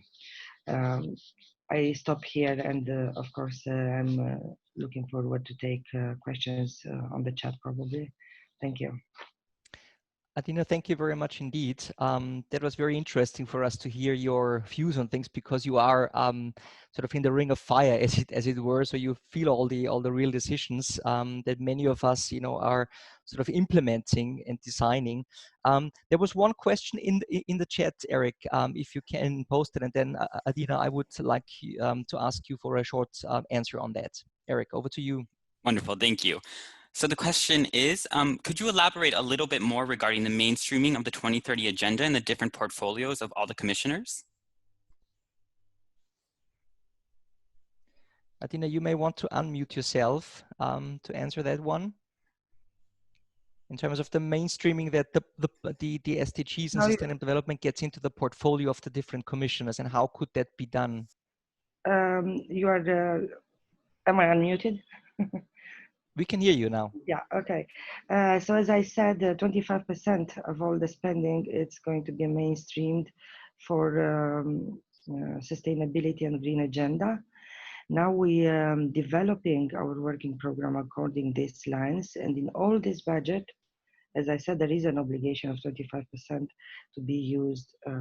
But more than that, for example, if we are working or companies or investments are going to be channeled through, for example, the European Investment Bank or the strategic fund, we are fine-tuning our policies with theirs in order to have a strategic approach, so that through all the areas which will provide financing with European money, we will streamline those new technologies and those investments which are going to help our strategic goals and our climate commitments and our environmental standards. So this is this is an ongoing process, but the commitment is there. And I invite those who were raising the question to follow up on our working programs to see how this is going to unfold in the future. Adina, thank you very much. Having you here as Commissioner, maybe just one other quick thing to ask. COVID-19 changed sort of our lives and our practical working in many ways. Would you be able to say what was maybe your most remarkable experience in the exchange with your other commissioners and the work in the Commission since COVID? What was the thing that you had that was the most remarkable, most impressive thing that I have experienced since mid-March in the Commission in terms of policy decision, policy sort of levers to change things how they are in Europe? Maybe you could give one or two examples of what was remarkable for you during these times. So the whole crisis was remarkable for me. But from its early stage at the beginning of March, we established a task force of commissioners, transport, health, economic portfolio. We were in a war mode each day to see what is going on and try to come up with proposals to ensure coordination at European level. And for example, if I'm giving you the transport area, we have seen that the flights are not taking place any longer. We have seen long queues of trucks in borders which were closing one after other on a domino effect. And I'm very proud that I came up with this idea of the green lanes so that we could unblock the situation across borders in Europe, because all the supply chains were under a huge threat. And then the cooperation between health ministers, transport ministers, home affairs ministers at European level was really impressive, because everyone came together and tried to unblock the silos and try to cooperate and work together. So, or the moment we were able to put again, I don't know, air cargo out in the air to transport medicine, and this was really remarkable again. So nowadays it's no longer a war situation or a war room situation, because we managed to put also money, regulation in place. So we are not, let's say, at least in this respect, in a crisis situation any longer. It remains, of course, the health challenges. But this is now what we are doing. For example, the lessons learned, we are going to take them in my strategy, for example, for transport. The lessons learned are going to be part of a chapter of a crisis management. With already a set of things you have to put in place immediately if such a crisis will come back again. So in a way, the experience is going to be helpful for the future. It showed where we need to work more together, because in silos we will be doomed to fail. That's it in a nutshell. Thank you. Super, and that's very helpful to know, and I think very good to know. I think we have one final question for you, Adina, that's coming from the chat. So if you would be so kind to answer that one, then briefly, Eric. Yes. What do you see as the main obstacles to making transport in the European Union more sustainable? Is it technology, acceptance, finance, or a lack of true pricing of existing transport? Many things. Well, all of the above are challenges, but we are tackling them. I think there is no silver bullet for making transport more sustainable. We are looking at a basket of measures per each transport mode, in terms of alternative fuels, in terms of efficiency, in making it more modern, more digitalized, more accessible for passengers. Then to make use of the best new technologies, for example, in, I don't know, digitalization, the whole freight transport. But investment remains a challenge, because member states would have to commit their budgets together with the European budget. And we need to attract more private investment, because the needs are huge. We are working at all of the above and trying to come up with the best solutions to achieve soon results which would be visible for our transport sector in terms of sustainability. Okay, Adina, thank you very much indeed once again for your time and for sharing all this with us. It was certainly super interesting for us to hear your views. So again, thank you very much for joining us. Thank you. And fantastic. So we go on to the next speaker already lining up, and I see her photo at least. Olga Algayerova. Olga is the UNECE Executive Secretary and Under Secretary General based in Switzerland. Olga, the COVID-19's effects on the SDG implementation, the UN sort of is one of the main bodies sort of guiding all that. Can you sort of also highlight and help us a little bit to understand what these effects on the implementation of the SDGs mean for from your perspective, and what kind of solutions could we possibly have? Olga, the next 15 minutes are all yours. Over to you. Thank you, Gerald, for your kind introduction. And at the beginning, I would like to thank the government of Romania, namely Mr. Borbély, for inviting me to this excellent and important event, namely in these times. So if we go to the slide speaking about the impact on SDGs, we can see the impact is largely very, very negative. Just to mention a few of them where the COVID-19 crisis has had immediate negative consequences for SDGs is clearly health indicators, what we have SDG 3, gender equality, SDG 5, the dramatic worsening of economic situation, SDG 8, and it has brought increased poverty and rising inequality, just to mention SDG 10. And of course, it's variable in individual countries across the region.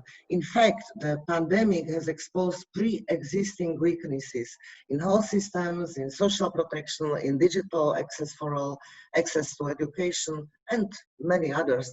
While indicators related to SDGs, related to people and prosperity, have clearly worsened. Some related to the planet have been affected positively. As we have seen, some environmental pressures have abated because of lower economic activity, but we know this is a temporary respite. Moreover, there is also the danger that the responses to the COVID-19 crisis can undermine the commitment to the climate action. And I have heard Emmanuel speaking about environmental risks, I heard Adina speaking. So the challenge we face is triple. How we respond to immediate socioeconomic impact of this crisis, then how we reverse some of the negative trends, for instance, such as growing inequality, and how to ensure that the recovery is well aligned with the 2030 agenda. From the next slide, it doesn't need so much of comment because we can see that the UNECE region, where we have 56 member states, has been strongly hit by the COVID-19. Because Europe is a region highly urbanized with high population density, high degree of mobility. Some countries have large shares of elderly people who, of course, have been a vulnerability factor. After imposing draconic measures that greatly restricted economic activity and personal mobility, the whole situation has improved, although with significant differences across the region. Worldwide, the situation continues to deteriorate with worsening in other regions, in particular Latin America today. And unfortunately, the new waves of infections cannot be excluded. Speaking about economic contraction from the next slide, expected in our sub-regions, you know, economies of the region suffered multiple economic shocks.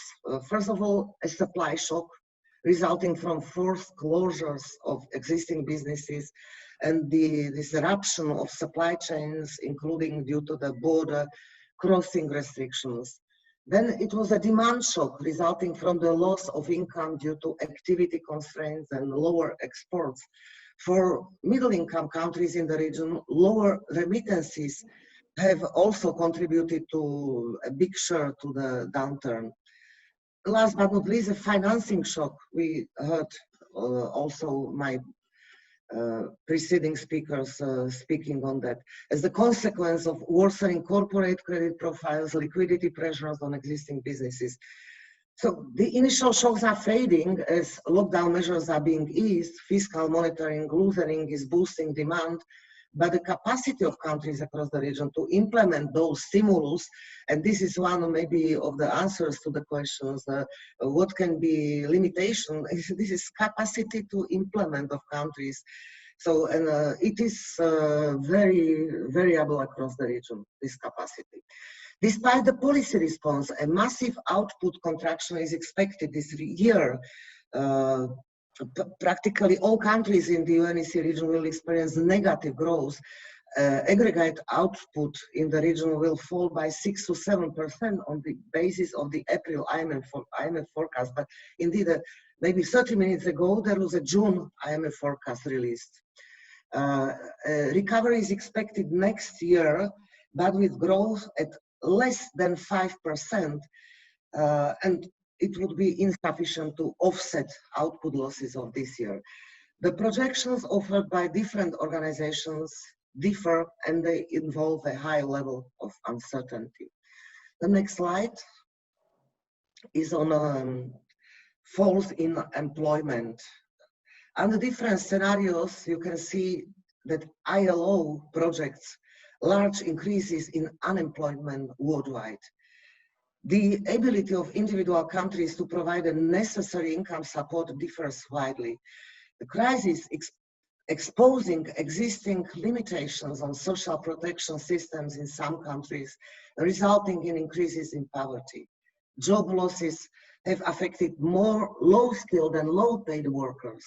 The COVID-19 crisis is likely to accelerate the push for automatization, reduction of physical contact, that will affect also to a larger extent low-skilled workers. The impact on some particular sectors like tourism, we have heard today, hospitality, may be unfortunately long-lasting and not easily reversed. This may prompt the need for active labor policies that facilitate the reallocation of workers across sectors and income support measures that smooth such transition. Next slide, please. This slide is about UNECE and the UN. And the first big report that was released by the UN Secretary General was on the responses of the socio-economic impacts of COVID-19, emphasized the importance of regional coordination, preservation of connectivity that we were lacking so badly, and which has been greatly disrupted by the crisis.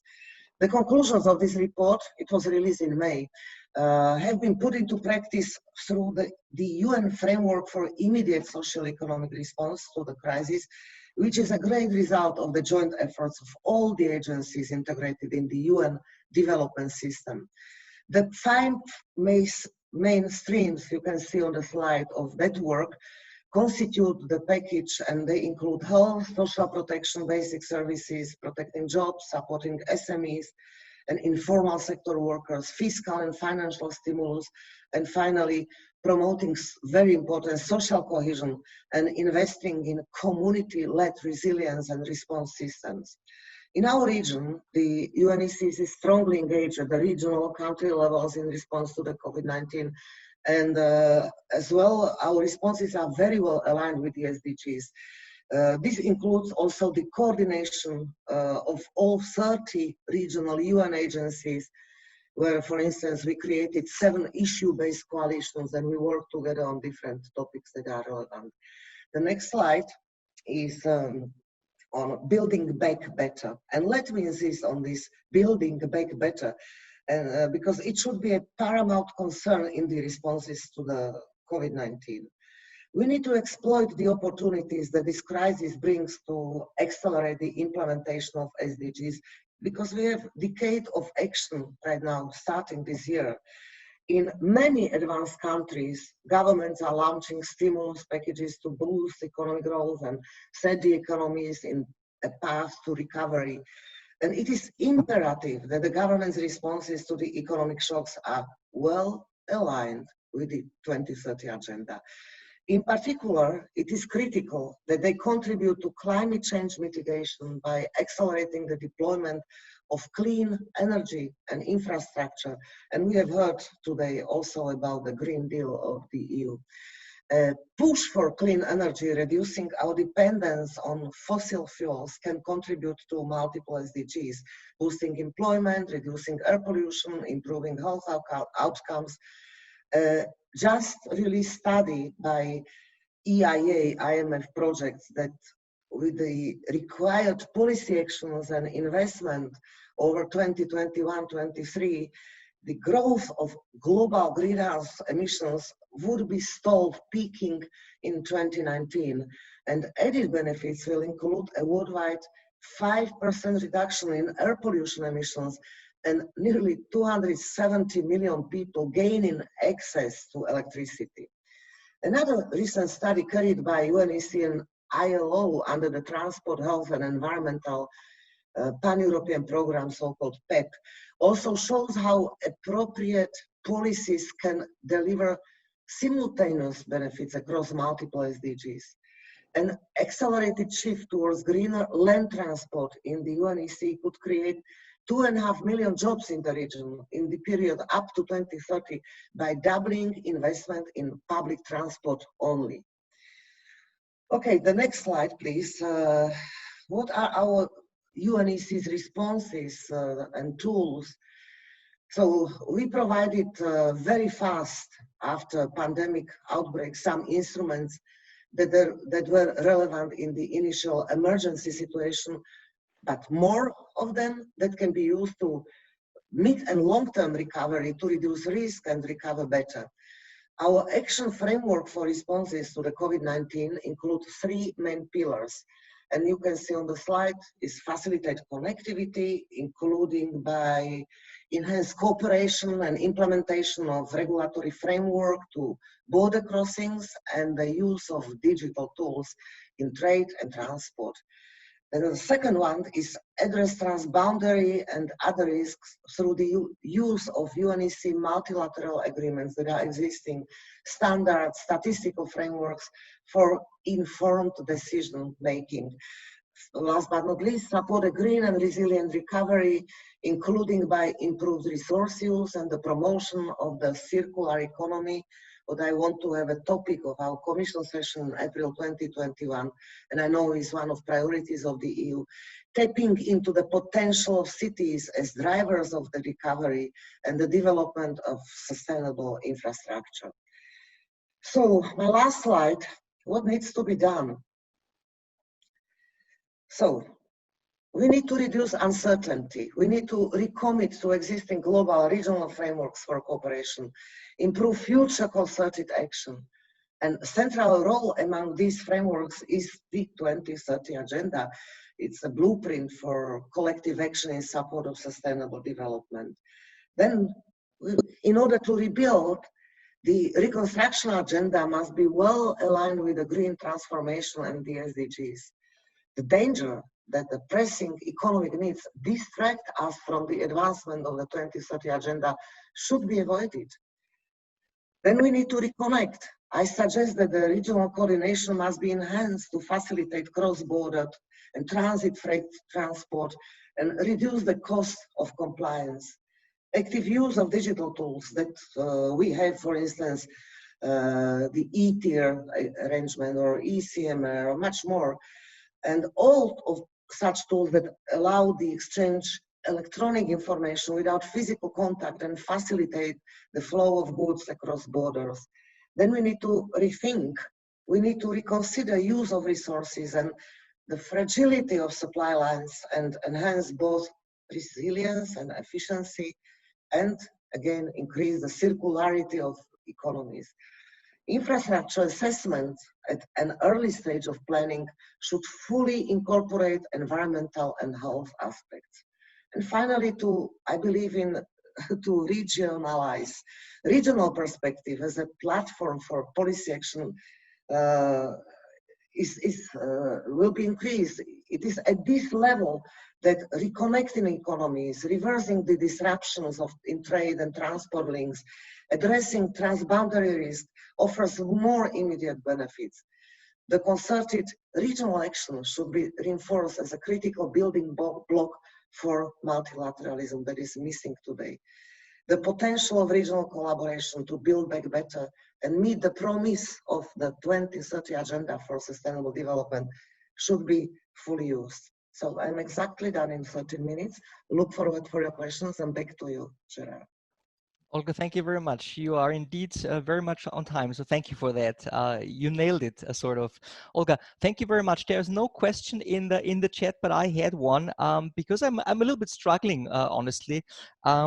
On the one hand, we heard from you, we need to build back better. You gave us quite a sort of a toolbox of what needs to be done. But on the other hand, I think it was Tatyana who said that 80% or close to 80% of the policymakers are right now struggling with implementing the 2030 agenda. So for me, this is a little bit of a dichotomy. On the one hand, we are struggling right now, or have been for a while, with implementation, complexity, and so on and so forth. And then again, we should build back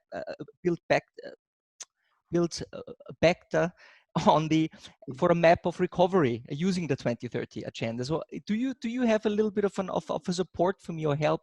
How can this be done when things are already sort of in a time of struggle? We don't know how to do it. And on the other hand, we should use this tool to build back better. So now I have it. Can you maybe help us with one or two thoughts on that, how this could be done practically without, you know, sort of giving us a lot of hope, which is important, but it needs to be implemented in practice? Olga, with a short answer, if this is possible, by this complicated question. Thank you. Absolutely, Gerard, but you answered yourself because you told we need to use Agenda 2030. Definitely, Agenda 2030 was adopted and agreed by 193 UN member states. Okay, whatever is the best blueprint for development that the humanity has available today.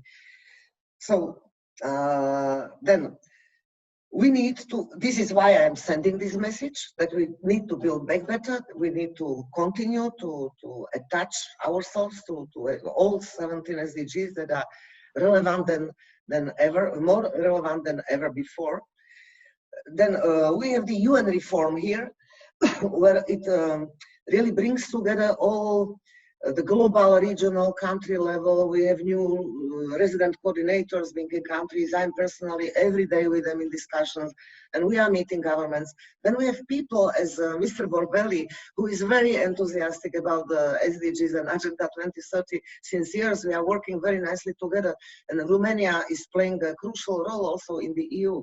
And then multilateralism, solidarity, cooperation, because if we close individually, we cannot achieve anything. It will be even worse. So I really call, and this is our role, and to join these people who really believe in that blueprint, and to work together on that, because this is the right way.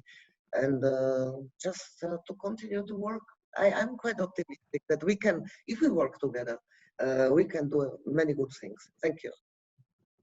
Very good, Olga. Thank you very much for your positive spirit here. And I think we may need it very well so. And so thank you very much to all the speakers, Emmanuel, Tatyana, Adina, and Olga. Thank you very much. That was a solid, I think, basis for our discussions. And if we can back to the main slides to move quite swiftly, if I may say so, to the plenary discussion, sort of looking into, we've heard now quite, I think, substantial input and ideas that have been put forward to us in terms of how we create a world, and it says it here, a more sustainable world. I would even say during and after the COVID-19 crisis. It's still around, and we need to start, as the EU is doing, with a recovery program and things like that. And the question, I think, remains what is needed to strengthen SDE policy to move in the right direction. I think Olga showed us in the slide, what would happen if we're not going into a sustainable direction or an even more sustainable direction. Even though, and I think this is my grain of salt that I would like to put in, there seems to be a lot of, positive or positivity towards the SDGs, and the 2030 agenda should be this guiding principle, this map, even more so maybe than before. It's in the limelight sort of. But then again, how do we bring it back to earth? How do we practically establish meaningful policies? And I think this is what we would like to discuss with you before our little break. For that, before we go into the discussions, I invite comments into the chat, and would like to bring you in with your own voices. If you go to the next slide, please, Heike. We do have again a little exercise that we would like to measure the temperature of the 90 people that are with us. There's again a link in the chat to Mentimeter, and what we would like you to do is to type in lowercase letters, otherwise it's all over the place. You have the chance to give up to 3 answers in 1 or 2 words. I think you have a maximum of about 25 characters, to help us understand what would be your take on what is needed to strengthen SDE policy. What are your 2 cents, as it were, on that question, so that we can get a little bit of a feel, which direction do you all feel is the most appropriate. I give you 1 minute for that, so please use the chat, click on the link again. There is the 3 options for your 3 answers. Lower cases, please, that would be very important. I give you 1 minute from now on. Please answer that in your own words, and then we come back and see what the result is of this survey. Off you go.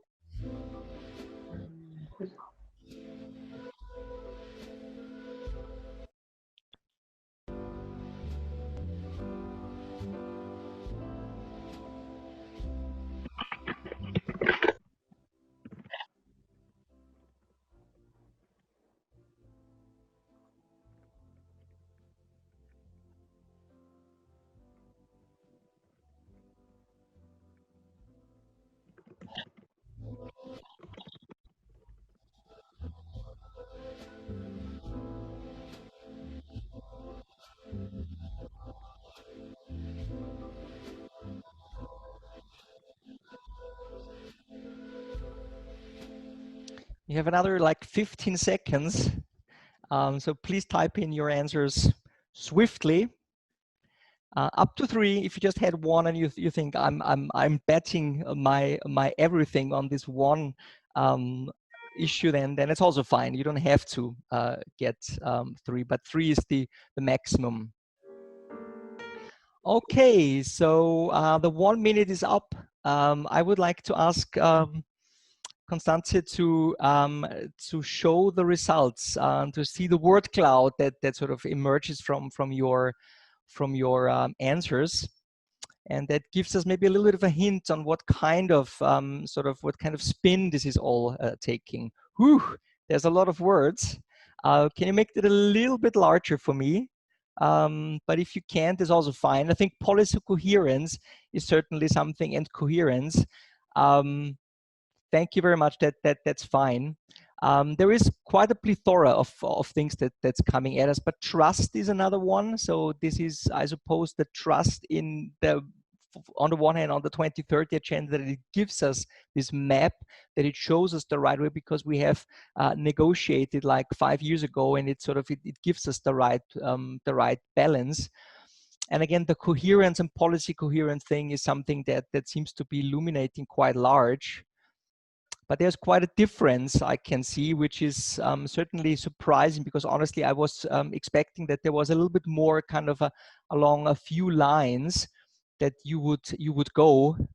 But it's good. It's a very good kind of bouquet of different things that need to be strengthened. There are many that need to be strengthened, that's for sure. I was just thinking, while you maybe finished that, the policy coherence came in quite a bit, and I think maybe each and every one of us had the impression that the COVID, dealing with the COVID health crisis in the different countries, there was a lot of ministries working together. There was quite of an effort of building up a policy coherence to address this issue, and that might even help us now with the SDGs, because we are used to thinking about policy coherence. Good, very good. That's a very nice kind of that's a very nice kind of picture. We will of course use it as well in the workshop report that we will be working on, and we will also have all the slides, by the way, online very soon for the ones of you who wondered. But then again, trust, policy coherence, and all the rest is a little bit, I see, coordinated action, public participation, explain why the cooperation should work, digital participation. So there's quite a number of different things that are sort of going on. I would like to invite you now, maybe you have a quite think about for like a half a minute to have some comments that you would like to give. Doesn't have to reflect the word cloud, but it can sort of what is needed to strengthen the SD policy. What would you think is the most important thing? And especially maybe for those that answered or that put in policy coherence and trust, maybe there's one or two of you who would like to explore a little bit more on that. And please let us know in the comment what you would like to talk about. I give you a little bit of time to formulate this in the chat, and then we are happy to invite you in with your thoughts and your reflections on the creating the more sustainable world after or during COVID, and what SD policy needs to be strengthened. Maybe we leave this on for a few more seconds, and then we may go back to the main slide again and give you sort of the chance again. Please feel free to put something in the comments that you would like to bring in here, or even an answer to the question, what is needed?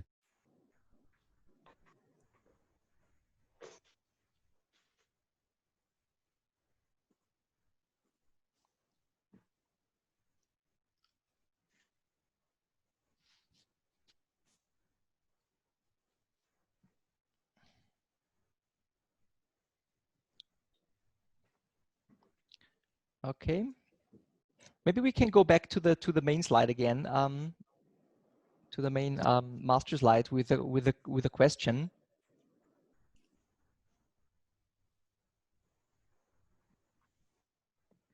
And then I would like to hand over to my colleague Uschi Kopp, who sort of selects a little bit, what the comments are, and we would then invite those of you who are called upon to sort of come in with your comments into the workshop, and please also use then the camera function.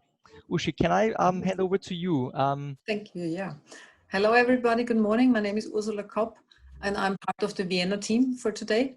And I'm sort of collecting the comments you're writing in the chat. We would very much welcome you to write down what you think, so that you can be involved and others can read what you think on this main topic, how SD policy can be strengthened.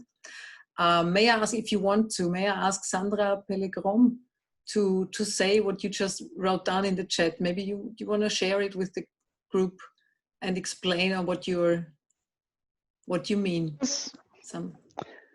Thank you. Yes, I find that nobody is against the SDGs, and everybody really understands and likes them. But I think that the challenge is to help colleagues in government who are working on day-to-day urgent issues see how using the SDGs as a compass will actually benefit their direct challenges. And I think if you look at the crisis managers, the crisis teams that are trying to design recovery strategies, we need to make it more concrete. We need to give concrete examples of how this is financially smart to do, how you are investing in the future, but we also need to be able to prove that with relevant research. And we need to provide concrete tools of how you integrate. And I know the OECD presentation also looked at a number of concrete tools that are out there. But I think we need to continue working in making it as practical as possible, trying to also show directly what the benefit is. So less theoretic, more practical, maybe, if I summarize. Okay, so talk about the practical issues and get practical now. Okay, thank you very much, Sandra. May I ask Andre, you are writing the role and the power of policy needs to change now. What do you mean by that, Andre? Well, I think if we have a look at the situation before COVID-19, we had a decade of globalization that led to a weakening of policymaking compared to the power of markets. For example, in 2012, Angela Merkel talked about a democracy in line with the market. So first the market, then policymaking. And policymaking was rather strategic management of countries in a situation of global competition. This led to people's loss of trust in a broad variety of institutions, in policymaking, in business, in science. You just have to have a look at the Edelman Trust Barometer 2017, and this perfectly explains the rise of post-evidence policymaking and populist movements. Now we have COVID, and COVID to me is a resurrection of policymaking compared to economic forces. We have a re-establishment of evidence-based policy decisions. So scientifically based policy decisions. Okay, this was just virologists, and this was not so much about social sciences. Social sciences like to complain that their role was too small in these decisions, but it was policy decisions based on science. This is new to me. For the last 10 years, there was no strong policy making, and there was a loss of trust in science-based policy. And people have, they have an increased trust now in policy making. I would like just to point your attention to the Edelman Trust Barometer 2020. This is a spike in trust in policymaking, in you as policymakers, in us as scientists. Well, we know that policy was rather reactive. The lead was on national level. EU policy was not, it was not led by the European Union, the reaction on COVID-19. It was led by national policymakers. But now I think there is a short window of opportunity for proactive policymaking. There's a very short window because then after half a year or 1 year, the old scheme, the old rule of the game will be reestablished. So now what we have to do is we have to think about fundamentally new approaches to design whole systems and not just to observe them to emerge, to believe in markets. I think sustainability is a design issue, and this is our chance now. So we have to do more, not more of the same. We have to do something fundamentally new. Thank you. Okay. Thank you very much, Andre. So you're basically saying scientists and policymakers get together and try to change things now. So understood. Thank you very much. As there is no other comment in the chat right now, I would give back to Gerald. Uschi, thank you very much. I think both. Thank you, Uschi. Thank you very much, and also to the two persons giving the comments. I think this is a very interesting, very important kind of underlining, I think, what has been looming a little bit in the presentations and what maybe many of you thought about. On the one hand, how do we do something practical and how to get this, as I said before, back on the ground. There's a lot of nice talk around sustainable development in the 20 or 30 agenda, has been for a while now. And I think what Andre said in terms of being a design, doing more design, doing something concrete now, and there is not much time. I think this has been, it reminds me a little bit when the financial crisis hit in 2008, 2009, when there was a huge kind of hope that if we do it the sustainable way, then everything will be better. And I think there was not much coming out of this. And I guess this is also something where, on the one hand, you get a little bit this window of opportunity right now, and it will not last very long. And evidence-based policymaking, trust in policy would be really a call to arms, if you allow me this metaphor. So something, I don't know if there's any policymaker, the ones of you who are sort of implementing and really working with this, would like to comment of this. If you also see this a shorter window of opportunity and this power of designing and of doing something, it is a challenge, but it is something important to design something greater for the future, because there is something, there's a big crisis, and it also could emerge into something very positive. Is there somebody who wants to come in with maybe a final one before we go on to the break, really? Just a short comment, Gerard. Yes, please. I notice here, and it's very important in my opinion, a very good question was about how on the level of European Union there are different parts of Commission, has the commissioners spread of SDGs, because one commissioner is in charge with Agenda 2030, but it's in an open question, and we have to use this COVID-19 to ask also European Union commissions and different parts, because now we are working on Green Deal. We have different strategies, but we have to put together for the next European semester based on the 17 SDGs. That's why we need science. That's why we need professionals. It proves on during the COVID-19 how we need, and we need, like Adina Vălean said, a crisis management. Fortunately, we don't know if we will have a new crisis, but we need a crisis management. Yeah. Laszló, thank you. Laszló, thank you very much indeed. And Ushi, also thank you for helping me here in the comments. I think the time, if you move to the next slide, we are sort of having finished our first part of the virtual workshop, and I think we all deserve a little break now. So, okay, 11:45, everyone. I had a cup of coffee, and I felt like this was the best cup of coffee in my life after all this. So it was good to have one. I think you probably think the same. It tasted extraordinarily well. Good. I hope we are re-energized after the first part. And there was a lot of input that we got, and I think a lot of things to digest for sure, which will take a while, but I think this is a good input. And again, in good ESDN tradition, we offer food for thought, we offer knowledge exchange and good ideas, hopefully in a fun way, if this is possible. Good. So what we would like to do now in session 2, as you can see, we are moving from the, if I may say, more general umbrella view of the European Union, of the different European sort of institutions and the UN perspective, onto the national level, sort of where the real implementation and the real challenges emerged very much over the last 2 or 3 months. That was certainly something, an unprecedented situation that nobody ever has experienced, and that sort of also had an impact on the SDGs and the implementation, on the implementation of strategies, of policies that have already been sort of made over the last years, really.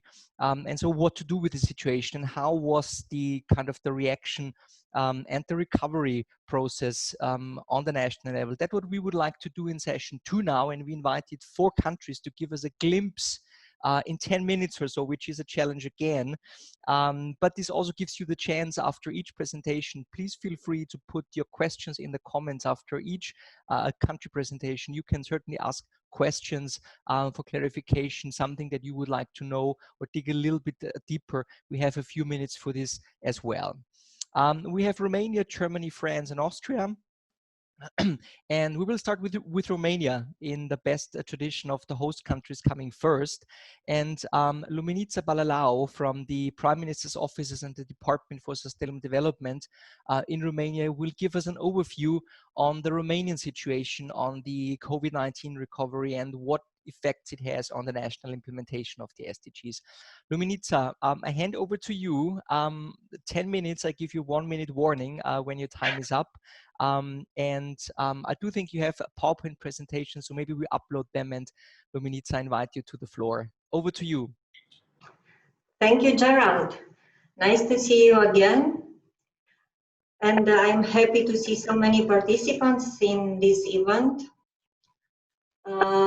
I will try to present the challenges that Romania is facing, and not only during the period of pandemic, but also what we need to do until 2030.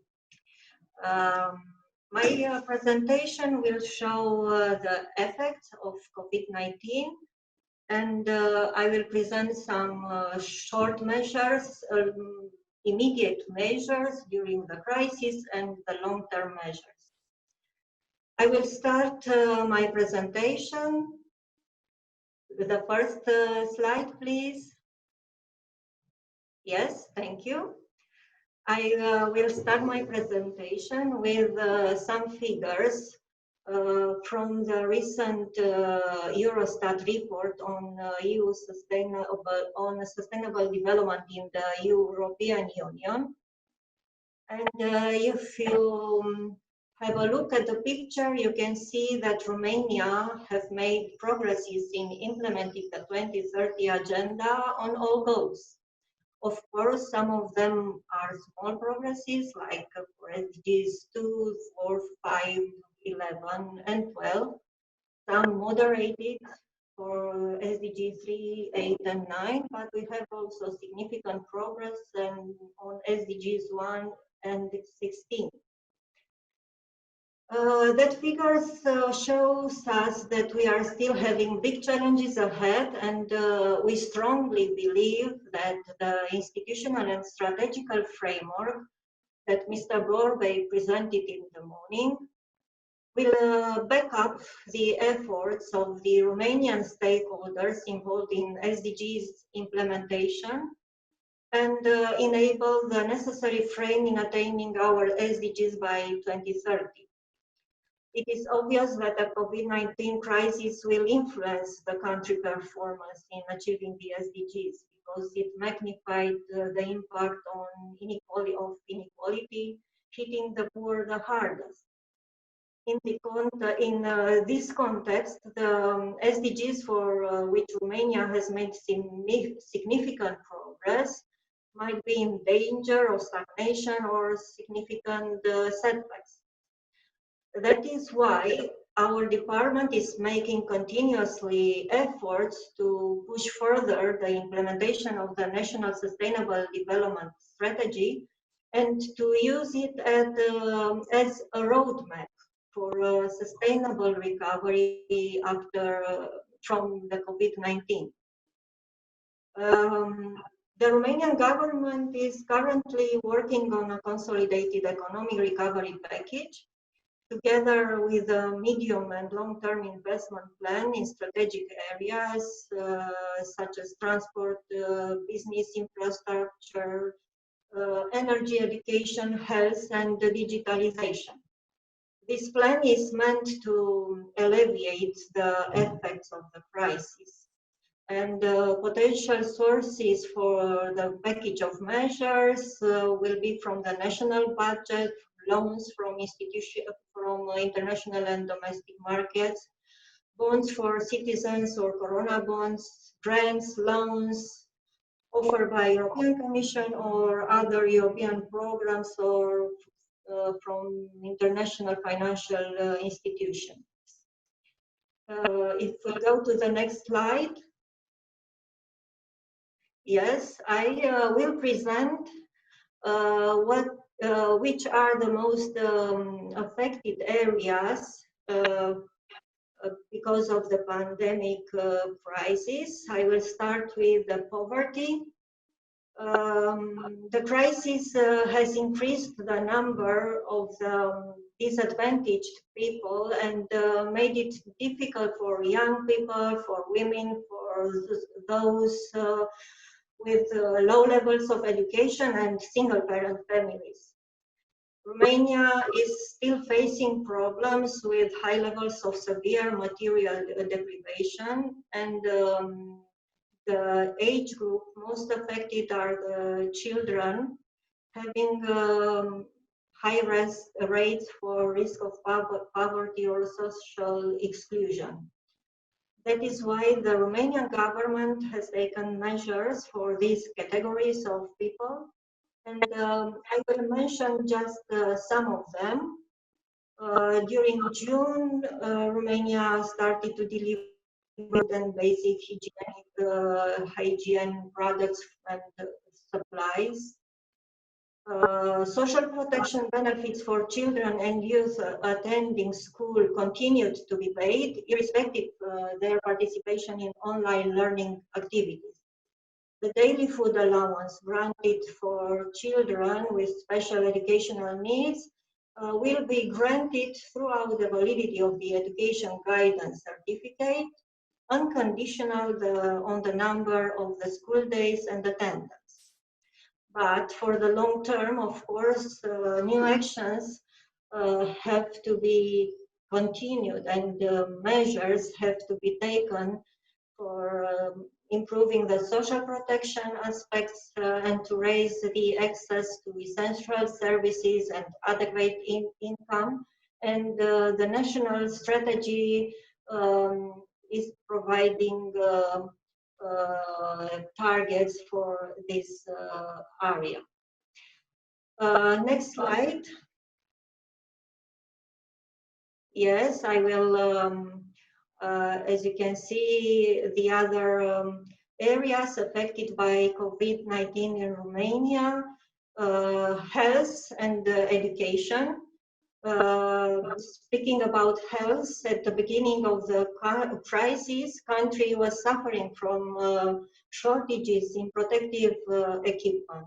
That is why the government eliminated the obligation to use the National Health Insurance Card for medical services, home care, drugs, sanitary materials, medical devices.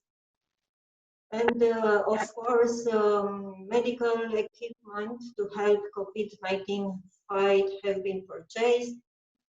The government supported several projects for strengthening the capacity of the public medical system for managing the emergency situation caused by COVID-19. And employees in the health sector working with patients infected by COVID-19 received bonuses.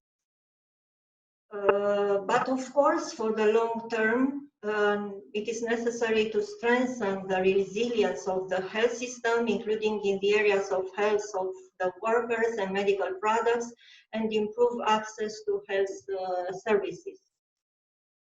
Speaking about education, the next affected areas, since March 11, schools have been shut and students have been learning online. The vulnerable children, those from families living in poverty, Roma children, children with disabilities had limited access to education. And due to the absence of electronic infrastructures or telecommunication networks in rural areas, there were problems in these times. So there are still challenges in achieving inclusive and quality education and in raising the risk factor of school dropouts. To overcome these problems, Romanian government established a partnership with the Romanian television to deliver a TV e-learning program for the future graduates and operationalized an education open resources website. And for the vulnerable children, the government financed a program that offers tablets free of charge. Of course, new measures that were identified in the National Sustainable Development Strategy are necessary to strengthen the educational infrastructure, skills in digital learning, and to ensure the equal access to education. On the next slide, I will speak about the effects on work and on industry. The unemployment rate doubled in this time. The number of suspended contracts increased from 352,000 persons to 635,000 persons, so from February to May. So the the percent raised from 3 to 6 of unemployment rate. In response, the government adopted immediate measures such as state aid of 75% of the basic salary for parents who have to stay at home, having kids younger than 12 years, and payment of the technical unemployment for companies whose activities are impacted by the restrictions. In order to mitigate the impact in the future, will be developed flexible working programs and measures during the emergency situations, and supporting the employment measures will be put in place for young graduates and older people. Luminica, you have 1 more minute left. You have 1 minute left, Luminica. So the crisis affected industrial sectors, especially Horeca. If in the next slide, please. Of course, the public institutions were affected, but we have a positive impact in increased the cooperation and digitalization services. And next slide, please. I will refer to our priorities for the future. The government has to reshape the priorities given the new landscape brought by COVID pandemic, and needs to stick to long-term sustainable objectives. The realities from the findings of the COVID-19 crisis will be taken into account in the National Action Plan for implementing the national strategy. We are currently developing the action plan. We receive assistance from OECD. The experts from OECD helped Romania in a project to analyze the links between the 2030 agenda, policy planning and budgeting, and will continue to help us to increase the public administration capacity, and as well we will adhere to the recommendation on policy coherence for sustainable development.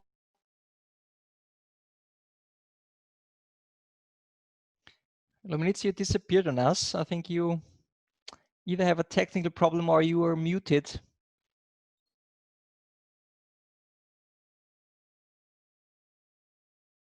Let's see if Luminica can fix this quickly, because we still have your relevant priorities on the screen. Okay, I think there is a problem with Luminica's connection to us. Let's wait for a little while, but then we move on. I just had maybe before until Luminica is trying to fix and come back together. I think one of the things that I was wondering about, and this is also maybe encouraging you to ask questions in the chat here, in terms of what kind of the policy coherence, the working together of different ministries, seems to be something that has increased to meet the challenges that COVID-19 poses to the national administrations, to the different ministries. And the question is, can we learn something here for sustainable development, or will this give a boost for policy coherence and for the working together for the SDGs, which we were calling upon so long? I am back. You're back, Luminica. So yes, maybe you finish your, I already posed a question to you, which you haven't heard, but maybe you finished up the presentation and then we go over to the questions. You have very little time left anyway, Luminica. Yes, actually I am at the end of my presentation. So thank you very much. Okay. Luminica, thank you. Again, so there was the question of how does the policy coherence, is COVID-19, has it sort of given a boost to policy coherence, the working together of the different ministries? Luminica, maybe you could enlighten this a little bit. Do you have the feeling that the COVID-19 work and all meeting the challenges and designing policies to sort of mitigate all these big challenges, was there a strong collaboration between the different ministries that you could see in Romania? And will this help also for the future SDG implementation to have a stronger bond between the different ministries, that they need to work together on something? Because there's a grand challenge, and coming back to the comment before, designing and having this window of opportunity, working together on something grand. Do you feel this in Romania, this has improved? Yes, I strongly believe that the cooperation improved during this time, and the expertise from OECD that we have been that we received, it was extremely important and helpful for us to get together the line ministries and to work together. The digitalization is increasing, and working in this environment, it's easier, I think, in one way. We had a lot of meetings with line ministries, and we are continue to discuss with them because we are creating hubs in all in the line ministries on sustainable development, and we will be connected for the long term with them.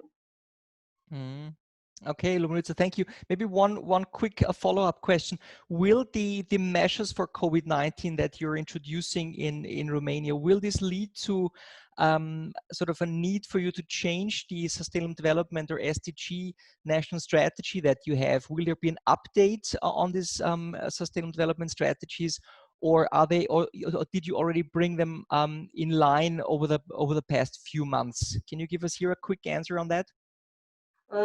It can be possible to change something, but for the moment we are working on the action plan to implement the strategy. So in this process we can see, we can use the what happened during this time, and also we have the ministries that already have a strategy, and although already have some plans that we might integrate. And yes, it is possible that the revision can be, but for the moment we have the action plan as a tool. Okay, so you use this as sort of the action plan to do some practical and some sort of how can we bring this on the ground. Luminița, thank you very much indeed. That's some impressive work, if I may say that, in these times, because there are so many challenges, and you are doing, I think, a great job in Romania to bring the sustainable development issue forward in your activities in meeting this challenges and do the recovery. That's very good. Again, everyone, Luminița, thank you once more. Please use the chat function in case you have any questions to the actual speaker or to the previous ones, because we would like to sort of have a little bit of an interaction with all of you, and we bring that into the workshop if this is if you come up with that. So that's very important. Good. Without further ado, let's move on to the next country, Germany. Of course, one of the big leaders in the European Union in terms of resources, capacity, and also sustainable development. I think this is a fair point to say. And Germany has been hit, or sort of there's now again something happening in Germany which poses quite a lot of challenges, I suppose, in Northern Westphalia, that there was I think a meat production company producing a lot of COVID-19 outbreak again. But nevertheless, I give the floor over to Germany, Marie-Louise von Münchhausen from the Federal Chancellery. The Federal Chancellery is the leader in the sustainable development policy in Germany. Marie-Louise, help us here a little bit to understand what Germany has been faced with, how you're dealing with it, and how sort of it impacts on your sustainable development and SDG implementation in the country. I give the floor over to you. As far as I know, you don't have any PowerPoints, but we will see you in all your glory in the on our monitors. Over to you, Marie-Louise. Thanks a lot. I'm very happy to share our experiences which we had in the past weeks. It looks like COVID-19 is affecting sustainable development politics in many countries, and this is true for Germany as well. Overall, in my view, the relevance of sustainable development for German politics has not been weakened recently. Can even be argued that it gained additional momentum. Let me illustrate this along the experiences which we have made in the recent weeks and months. In the first step, emergency measures have been introduced to support the health system, to prevent job losses, poverty, and bankruptcies. Then in early June, the cabinet adopted cornerstones of a recovery program. In the weeks before, there have been controversial debates in the public how such a recovery program should look like. Some discussions covered social aspects, in particular how to distribute the benefits of such a program, who should be eligible of receiving funds, rather big companies or smaller companies, or rather the broader public. Other debates were around environmental sustainability, in particular climate targets. Quite early, let me say surprisingly early, a common understanding evolved that support funds should be directed towards climate-proof investments. NGOs and think tanks had suggested, for example, to invest in renewable energies, in the energy efficiency of buildings, and in the transition of the mobility sector. In fact, these three areas are important pillars of the recovery program, which has been adopted in early June. So how does the program in fact look like? A very strong focus is on climate change. For example, it is intended to support renewable energies. Already before the crisis, stumbling blocks for the development of the renewable sectors had been under discussion. Then the crisis, and in particular the recovery program, somehow served as a catalyst to speed up this process. So now measures are being introduced to seriously boost wind energy and photovoltaics. Another focus is on the energy efficiency of buildings. In the past years, this has been an area where we were lagging behind in reaching our targets. The recovery program is designed now to foster the development in the right direction. A very controversial area in the national policy debate was the mobility sector. There had been a lot of discussion how to address the car manufacturing sector, which, as all of you probably might know, is very important for providing jobs in Germany. The automotive industry pressed very hard for introducing incentives, including combustion technologies. However, in the end, it had been decided to focus on future-proof technologies, like to raise incentives for buying electric cars and to improve the charging infrastructure for electric vehicles. Hydrogen is another topic which will be supported in the area of mobility and industry. In addition, funds are earmarked to enhance public transport networks as another part of this mobility transition. What are other aspects and key elements of our recovery package? First of all, assistance to families. So parents will receive a one-off payment of 300 euros per child. Another issue is the temporary cut in the value-added tax in an attempt to boost private consumption. Then we are envisaging support for municipal authorities. Their income has suffered severely during the crisis due to a sharp drop in income. The support aims to strengthen, in particular, the health sector and public transport again. In addition, the package foresees additional funds for humanitarian aid and development aid for developing countries. This is an area where we might witness severe drawbacks of sustainable development as a consequence of the crisis, in particular SDGs 1 and 2, poverty and famine. In sum, the recovery program is targeting many sustainable development goals and will helpfully contribute to speeding up necessary transitional changes. I find it quite interesting to compare the situation with the last recovery program, which had been adopted in the course of the financial crisis in 2008. This time, today, there has been a broad consensus that recovery and climate protection must go hand in hand. This was clearly not the case in 2008. In 2008, the focus was in particular on growth. It was more about getting back to the situation which we had before the crisis. Today, the intention is to return to growth, but at the same time set the course for a more sustainable future. How did we get there? At the beginning of the debate, sustainable development targets had been partly challenged, for example, by business representatives who were worried that, for example, ambitious climate targets might dampen economic recovery. In the weeks before adopting the programs, business unions have raised this issue repeatedly. However, the government was very clear that we must stick to our targets as there is really no time to lose.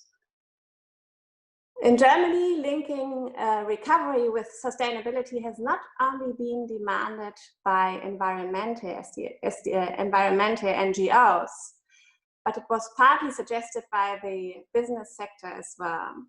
Even the federation, representing rather established industrial sectors, was communicating the need to direct funds towards a climate neutral economy.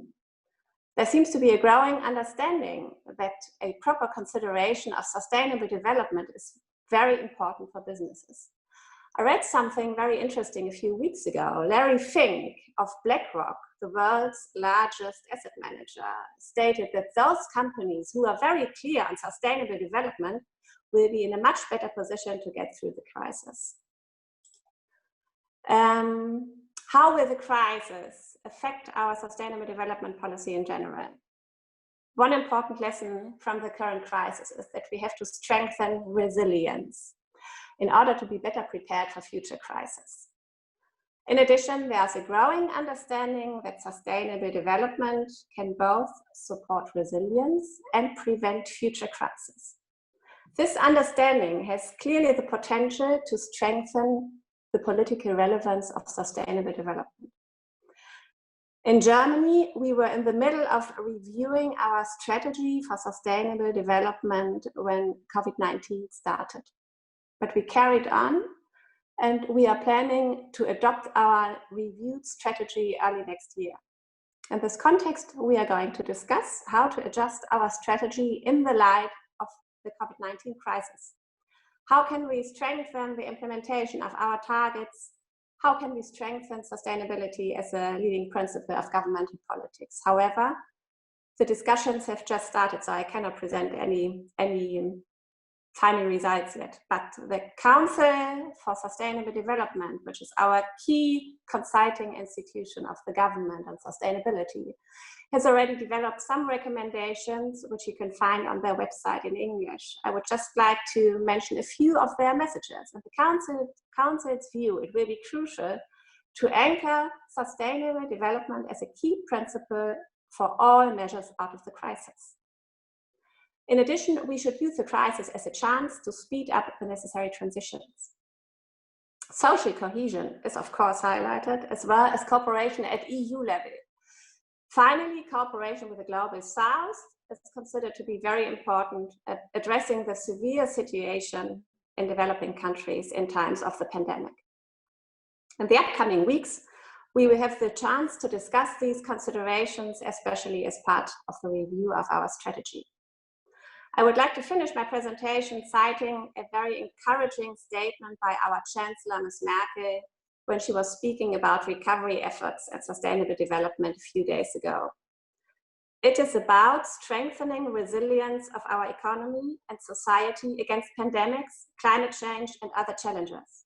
Furthermore, we want to get to a more sustainable economy and way of living in our country. The Agenda 2030, with its global goals for sustainable development, is our compass to set the course towards sustainability for the future.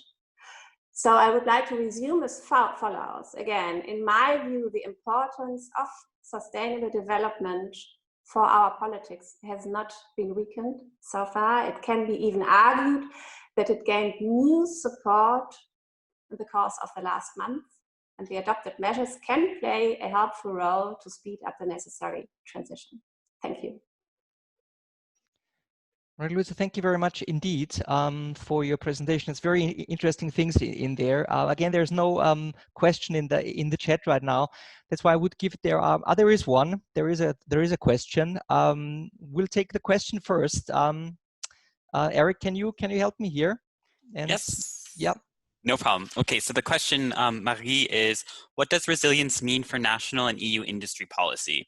Relocating key industries back to Europe? For example, Europe currently runs the risk of losing the last big antibiotic factory to China at the moment. So if Marie, if you can answer that, or if anybody else can answer that question, that is a question that we have. Thank you. Okay, thank you very much. I mean, this is something which I have mentioned, which we just started to discuss.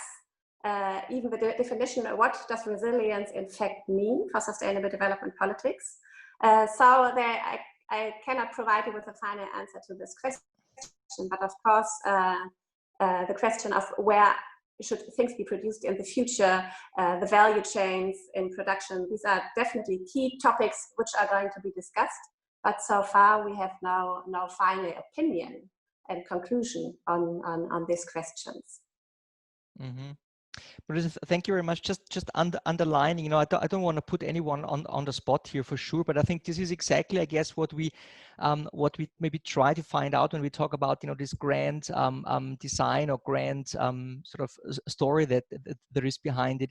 I think resilience also has been with us for a while, and I think the definition of what it is and how can it make sort of an impact on the ground, I think is something that would be very helpful to sort of get our hands on, because otherwise it seems that it's becoming again sort of a narrative that is been with us for a while, and we're just reshaping it. And that's why maybe if I can quickly say, did you, as a, I don't want to sound negative here, but did you, because the crisis revealed quite a lot of sort of weaknesses and shortcomings, did you sort of, was there anything revealed where you think, well, this is a shortcoming that we need to improve on in our sustainable development policy or implementation process? Did the crisis also sort of show something that you need to improve on, that you need to keep pushing a little bit more? Can you maybe share this as well with us? I think what it clearly revealed, the crisis, was that in many fields we still are suffering from a short-term horizon of decision makers in the economy. This is one thing, maybe of politicians sometimes as well. And this is something where we hope that our approach of sustainable development politics can help to somehow counterbalance this a bit and support getting a more longer-term horizon for people taking important decisions which are going to shape how the world will look like in the future. So this is rather abstract and not very precise, but maybe this is already helpful. But I think I'm convinced that this is a very important issue to really enhance the time horizon and have the longer-term effects of what we are doing really make it more visible and really relate our acting to these long-term consequences.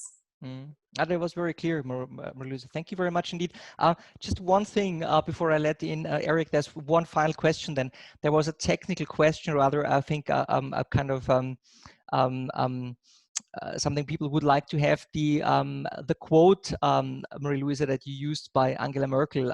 Somebody said, could you write down the Merkel's quote, please? So if you could do that either in the chat or let us know what the quote was, that was probably very appreciated. Good. And then Eric, there's one final question that we can take to Marie-Louise. Yes. So the question is, will the German government advance green and brown taxonomies at EU level under the presidency, which will be starting next month?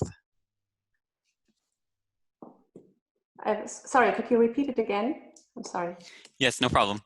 Will the German government advance green and brown taxonomies at EU level under the presidency?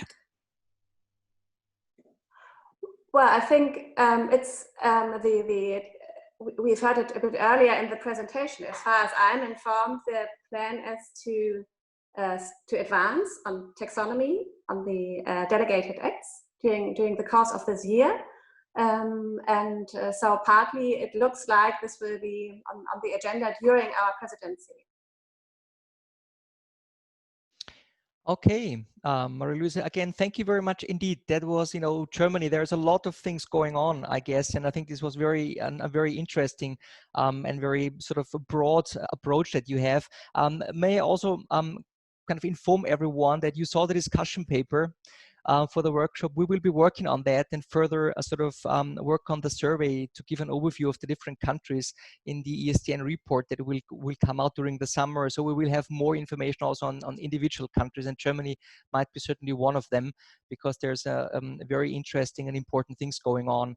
But anyway, thank you very much again for the presentation, Marie-Louise from the German Federal Chancellery. We move on swiftly a little bit further west to France. Stéphane Bernaudot from the Ministry for the Ecological and Inclusive Transition is informing us what France is doing in terms of the COVID-19 crisis and how to overcome it, and what sustainable development measures are taken to help us overcome the crisis. Stéphane, I think you also have a presentation. May I ask my colleagues to upload it, and I hand the floor over to you, Stéphane, for 10 minutes. And again, if you had a question about France, please put them in the comments that we can share this afterwards with Stéphane. Stéphane, over to you for the next 10 minutes. Thank you, Gerald. And thank you to Eric and Constance for the help in preparing the event. Thank you to the Romanian host. And good morning, everybody. It's very nice to be here and to see you when we see you. About the French response to COVID-19, the full recovery plan is currently being negotiated, and it will be unveiled at the end of August. So I won't be able to talk about the full recovery plan today, but important measures were already taken, and this will sound a lot like what Germany and Romania have explained so far. So it is those measures that I will present today and how they do contribute to the SDGs. So let's start with the first slide, please. Next slide, thank you. With a quick look on the French SDGs roadmap, which was adopted in September 2019, last year, so like 9 months ago. So just that you see how it is organized around 6 priorities, cross-cutting priorities, with the first one being leave no one behind, priority 2 being about the economy, a low carbon and a low resources economy. 3 is about education and changing behaviors. 4 is the relevant access to healthcare, health environment issues, and healthy and sustainable food. 5 is about local SDGs implementations. And 6 is about international solidarity and cooperation, which is very important in this COVID crisis. So all those priorities go with objectives and government plans that were approved before the COVID. Then the COVID happened. As you know, France has been rather severely hit by the virus, since we have had so far 30,000 deceased. On the economic point of view, the expected impact is a decrease of the GDP of around 10% for 2020. Forecasts go from 9 to 11, so around 10%. Next slide, please. Thank you. So as an immediate response to COVID, to the COVID outbreak, the French government took immediate measures to increase the capacity of the health system to contain the pandemic. And provide relief to those individuals and sectors that had been particularly affected. With measures to support small and very small enterprises, the European 2020 stability programs evaluates the amount of these measures to 1.9% of the GDP. in addition, I won't read the whole line, but France also took measures to help or support the liquidity to businesses. Let's move to the next slide, please. Thank you. On the immediate response on the health SDG 3 point of view, there was a short-term investment right away to help the system to tackle the crisis. And also a broad consultation has been launched it was launched at the end of May. It's called the Health Ségur, the Ségur of Health. It's from the name of the location of the Ministry of Health, which is in Ségur. It's based on the Grenelle of Environment kind of naming. If you are familiar with the Grenelle of Environment, Grenelle was the place where the talks were taking place. But it's the same with the Health Ségur. More than 300 stakeholders from every sphere of the healthcare world are gathered until mid-July in order to redefine public healthcare policies and organization as well. And since I'm talking about consultation, I will mention something which is not related to COVID. It was launched before in October last year, but it's very important for our topics and for the recovery plan. The Citizens Convention for Climate has made public its 150 recommendations a few days ago. And some recommendations are very ambitious. Some are already making the headlines, like the speed limit on highways. And some might be brought to vote, parliamentarian vote or citizens vote. So it will be a discussion with President Macron within next days and the government. And I suggest that you follow the French news very closely on those, on the future of those recommendations, which are very important to the topic of climate change and the recovery plan, obviously. Next slide, please. Thank you. Still on health, but on an international point of view, France advocates for the vaccine, one of the two, I'm not sure, to be a world public good. France has also committed to raise its participation, its financial participation to the Global Vaccine Alliance, and has committed 1 billion euros to help the most vulnerable countries to fight the coronavirus. Within the European Union, at regional level, France advocates as well for a strong cooperation for the recovery plan. On education, SDG 4, like Romania mentioned it, there was a lot of e-learning during the confinement. So a plan was launched called Learning Nation to help ensure the pedagogical continuity for students, and also with a specific plan to help underprivileged students to access to the online learning. Next slide, please. That's when I see that you hear me, because I have no return here. Thank you. I didn't put a slide on SDG 5, the gender parity, but I should mention, as it was by a former keynoter, that we had special measures to help women who during the confinement would endure violence from their companions. So there were measures to help them to signal violence. And now about the economic support plans, which have been unveiled already.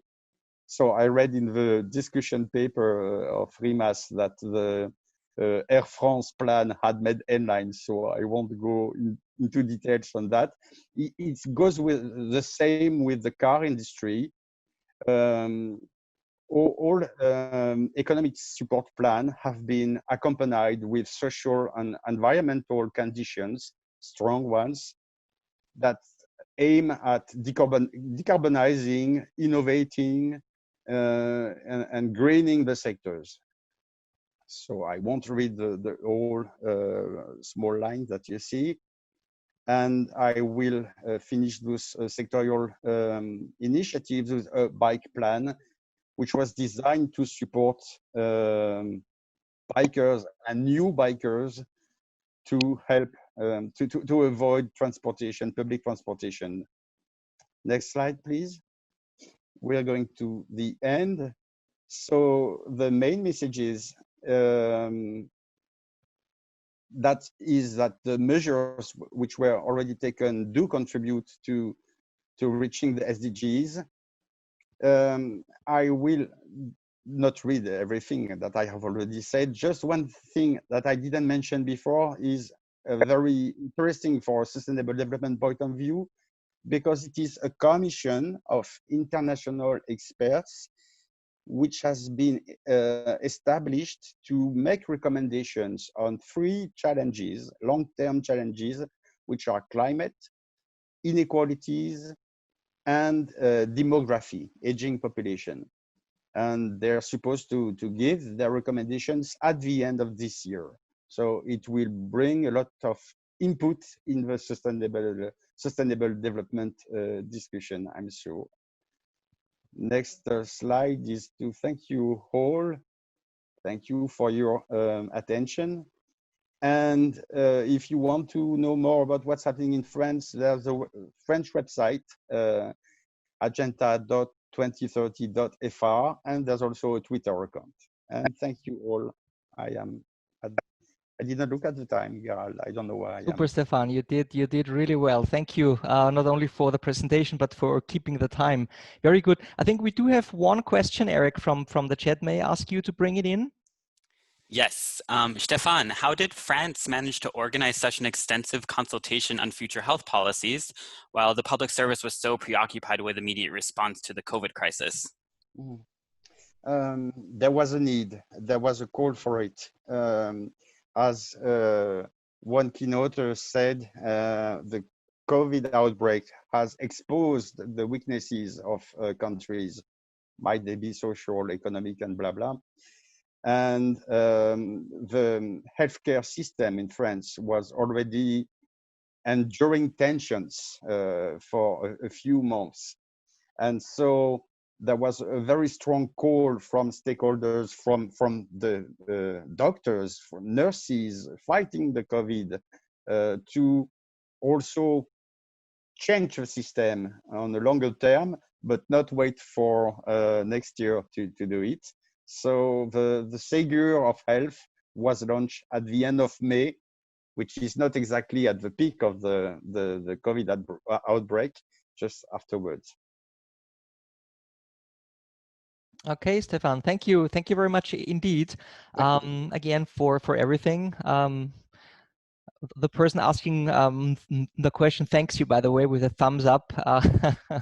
Very good that you use these reactions icons as well. Good, Stefan, thank you. And we are a little bit behind time, which is not a big deal. We have a little bit of a buffer, but I think we are all interested in finishing on time. I guess we move on to the next country, because after the next country, we have a little bit of a chance to get into a discussion and bring in some discussants from other countries to reflect on what we've heard. But next country up is Austria. And what Austria did to mitigate the crisis, its effects, and the SDGs and how they are implemented. And I welcome Erika Bernhardt to the stage, if I can say so, from the Federal Ministry of European and International Affairs. Erika, I think you don't have a presentation, but we are eager to see you in all your glory. So I hand over to you. Thank you, Gerald. Well, thank you to the organizers for organizing this important event at a very timely moment, because, well, we are still in the crisis, but we already have to think about medium-term and long-term measures to take to conquer this situation. Well, you know, in Austria, we were really hit by this crisis in March, as all European countries, but measures were taken very rapidly to limit the effects of the crisis. So I want to present some of those measures. However, my presentation will not be exhaustive because there's still measures to be taken and the process is still ongoing. So, on March 16, we had a really tough lockdown. You know, we have been working in home office since then, and many shops were closed, but supermarkets for food, so they had to stay open. But really, the public life was reduced to a minimum.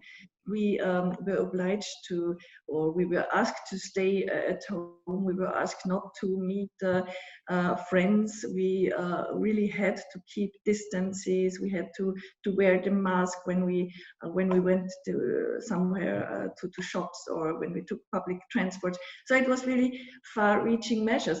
And of course, schools closed, kindergartens closed. The society was really affected. I mean, this was a one-of-a-time experience, and in a way, we're still in it.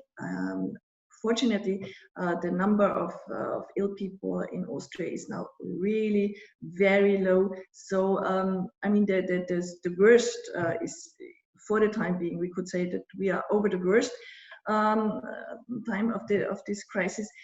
However, we still have to think about being very careful. The measures the government took against this crisis were, as from the start, in the spirit of leaving no one behind. But also, meaning in leaving no person behind, but also not leaving the economy behind and not leaving the environment behind. So it was a broad series of measures which are still to be completed, and now a few examples of the measures which were taken during this last month.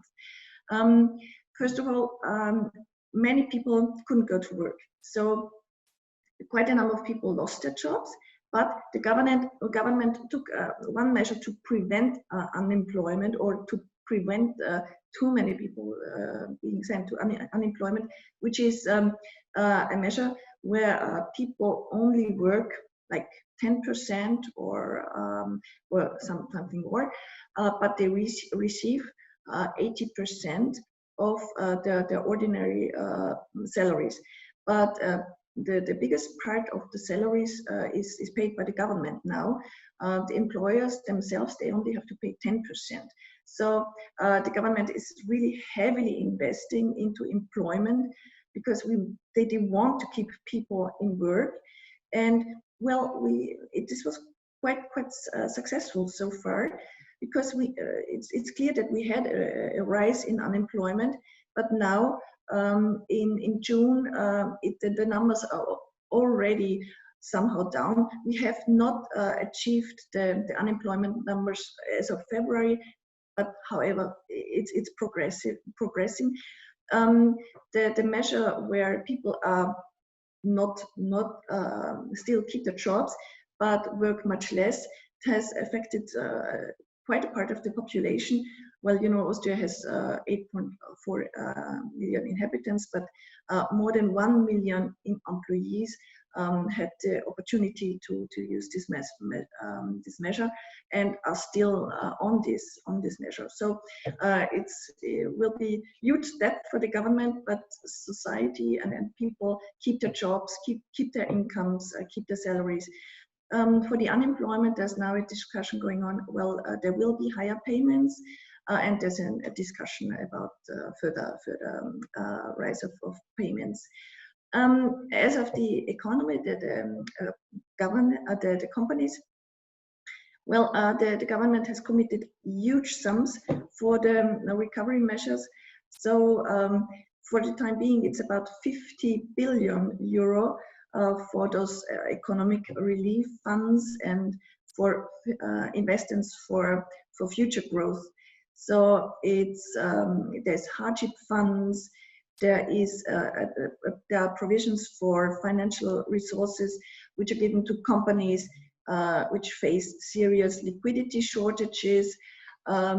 It's also about state-sponsored guarantees and subsidies to fixed costs of companies or shops. And there's also the possibility to request a deferral of the payment of taxes and social security fees. So it's really the spirit of leaving no one behind, leaving not the economy behind. Of course, during the crisis, the societal behavior also changed in some, somehow, and therefore, in some families or in households, violence occurred. Of course, I mean, the crisis is a situation of tension, and violence occurred. So the ministers for Women's Affairs and the Minister for Justice presented a package of measures for the protection against domestic violence. This included legal improvements, additional funding for helping associations, and an information campaign. Well, now in June, the continuation of these measures was also voted in Parliament, so those measures will also continue. All of us, I think, have observed that, well, the digital age can be a challenge. I think we have learned a lot. We are talking a lot about innovation, but a lot needs to be done. And this was also observed in schools, of course. So e-learning was really developed, and I've observed it with my kids as well. I mean, a lot needs to be done. Even with the young generations, making them fit for the new age in a way. So, but also for the teachers, I can tell you. So e-learning solutions were quickly implemented. You know, we were never in a situation like that before, and teachers didn't know this situation. So, so the solutions were worked on. But we also realized that many kids didn't have access to computers. So there were assistance programs developed for them, and computers provided to the children. Okay, however, the results are mixed, I would say. But there's room for improvement. And a crisis is also a moment for reflection, and also, in a way, a chance to better integrate into innovation into societal life. But economy, here, of course, the government committed to make the recovery green, sustainable, and digital. So the government plans to spend an additional 2 billion euros on climate protection in 2021 and 2022. So 750 million euros should be invested in climate policy renovation programs. 260 million euros are budgeted for the expansion of renewable energy. 300 million euros are committed to research in the field of climate protection and future technologies. 550 million euros for the improvement of public transport. 100 million euros for a tax reduction on repairs. 200 million euros for climate protection in the municipalities. We have a national carrier, Austrian Airlines, closely linked to the German Lufthansa, which was quite endangered, and the government consented to helping out this carrier. But 1 minute, Annika. That's 1 minute left for you. So I really have to hurry. Yeah, and what for us is particularly important, I mean, Agenda 2030 is about partnerships. So we have additional funds for the development cooperation. The Foreign Disaster Fund has been increased by 70%, and development aid has been increased by 11%. So in all, the Austrian Development Agency receives now a much higher budget. So all in all, it's 19% more for development cooperation, because sustainability is about partnerships. And of course, science has played an important role in the crisis. The governance measures were really based on scientific findings and counseling. So this was just a part of the measures taken, and it's still going on. Thank you. Erika, thank you very much indeed. I think this was also showing that, you know, what kind of different challenges that you had to meet, and bringing in those environmental and sustainability issues into the discussion, which is not an easy one. In terms of the time, Erika, I would like to thank you now for your presentation. I think we asked 3 countries to come in and be a little bit of discussants and to reflect a little bit on what have been said by the other 4 in terms of, are there any similarities or huge differences in how these countries, namely Italy, the Netherlands and Switzerland, are coping with COVID-19 and the national implementation of the SDGs. And I would like those countries in a quick 2 to 3 minutes input, saying, you know, what are the major differences that you've heard from what has been going on, and what are your specific measures that affects the national implementation for the SDGs.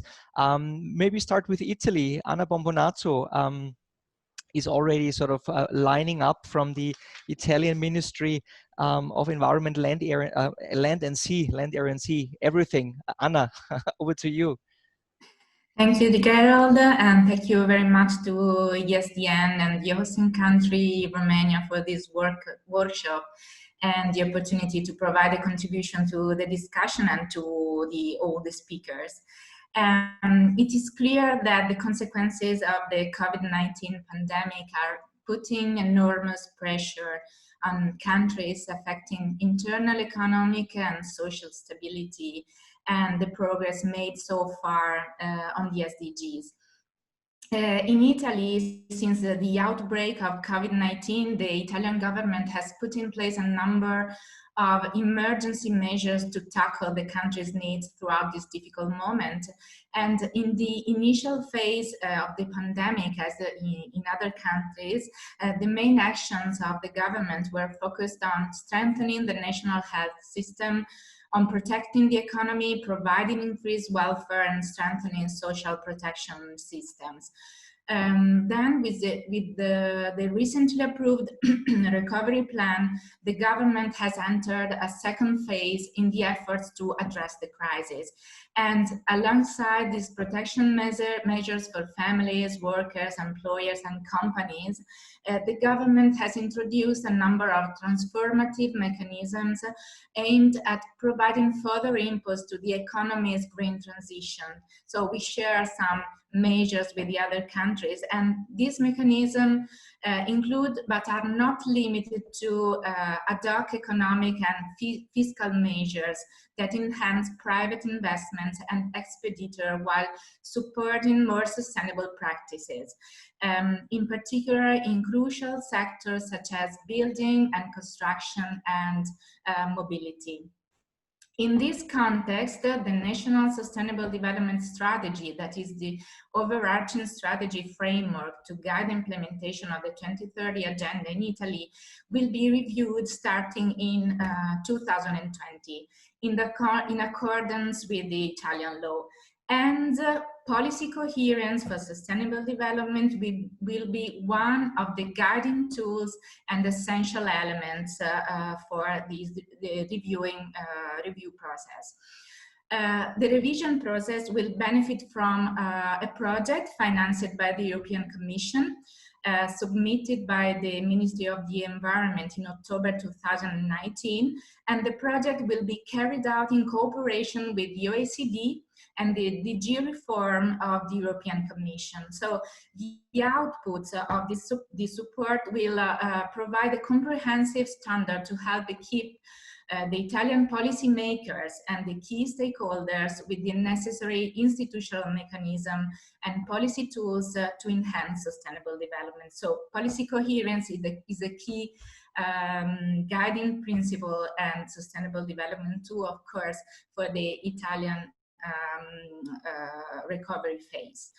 Also, finally, we think that, as was also mentioned by the other speakers, that the achievement of the 2030 agenda requires bold and concerted action as an effective multilateral system to enhance mutual support and effective cooperation in the framework of a global partnership for SDGs. The EU and its member states should lead by example, as the SDGs underpin both EU value and the international community's future. So this is our input to the discussion. Thank you very much. Anna, thank you very much indeed. Just a quick question. I suppose that COVID-19 and everything that you had to suffer through in Italy will have an impact on how the new national sustainability or the review of the national sustainability strategy. Can you maybe point to one or two things that you believe will change dramatically from the current SD strategy to the review to the new one? You mentioned policy cohesion. Is there any other thing that you think that this will make a huge impact now with COVID in the sustainable development policy world? Okay, thank you, Gerald. Policy coherence, as I said, of course, it's a key issue. The process will start, is going to start, the revision process is going to start. Of course, the Agenda 2030 continues to be our key vision framework for the revision process. And also, it is clear that we will maintain the 3 pillars that has guided also the implementation of the national strategies that are, of course, the vertical and horizontal integration, so the involvement of the central institutions and the regional and local institutions. Also, the involvement of civil society. In fact, we have implemented the National Forum for Sustainable Development that will support the revision process, and of course, the integration of policies and instruments to maintain the interlinkages between major policies and instruments in the spirit of the Agenda 2030. So I think that this can be the key principle, and also, of course, we will try to implement the objectives because something has changed, but maintaining the overarching framework of the Agenda 2030. Okay, Anna, thank you very much for clarifying this and for sharing this with us. Excellent. I think there's a lot of work to do, I guess, in Italy to work through all that and to improve the situation as it is now, but we wish you all the best of luck, I guess, and we hope to be in Italy soon. I plan to be in Italy, as you know, Anna, over the summer, but this year, not sure yet, but maybe. You're very welcome, Gerald. I'll be the first one to put my little legs inside of the Italian water, the ocean. Very good, Anna, thank you very much. We're moving on swiftly to the second country that we would like to bring in, the Netherlands. Sandra Pellegrom from the Ministry of Foreign Affairs. Sandra, you were chatting a lot with us, so thank you for that as well. The Netherlands, I think, in terms of the density of the population, there's a lot of pressure, I guess, that you have with fixing things and putting things in place. Maybe you share with us in the next 2-3 minutes what the Netherlands are doing and how you see your work in combination to or in contrast to what you've heard from the other countries. Sandra, over to you. Thank you very much. And just to clarify, I'm based in the Foreign Ministry, but my role as National SDG Coordinator is focused on all central government ministries. Thank you also to the presenters. I think a lot of what you said is very recognizable, but at the same time, I also picked up quite a number of very interesting experiences and approaches that you had that I've noted down to further discuss with colleagues. Just very briefly, I think in the Netherlands, government and the crisis management team in particular has focused in the first phase very much on immediate measures that needed to be taken to protect the population, but also to support businesses in surviving the first part of the what we call the intelligent lockdown. Second phase has expanded a little bit on that and looked at, you know, what other issues do we see coming up and do we need to address. And now we're slowly starting to enter the third phase, which has a more long-term perspective. And government has requested advice and recommendations from several independent advisory bodies. An interesting advice that we've already received and look very positively at is the advice to use the concept of well-being as an integrative concept for recovery policies. And government has indicated also that the SDGs are closely connected to the aim of well-being as a guiding light. Similar to what others have said, and I think Marie-Louise was most clear in that we also feel very much that the crisis has provided more understanding and more awareness of the importance of an integrative view and of looking at all these different aspects of sustainable development. So in that sense, I think going forward, this will definitely be very much on the mind of us as policymakers. We've also seen quite a lot of calls from society, many different actors, science, NGOs, but also business, calling upon government to do exactly that, to use both green sustainability but also inclusiveness, and basically use the SDGs as a compass for post-corona recovery.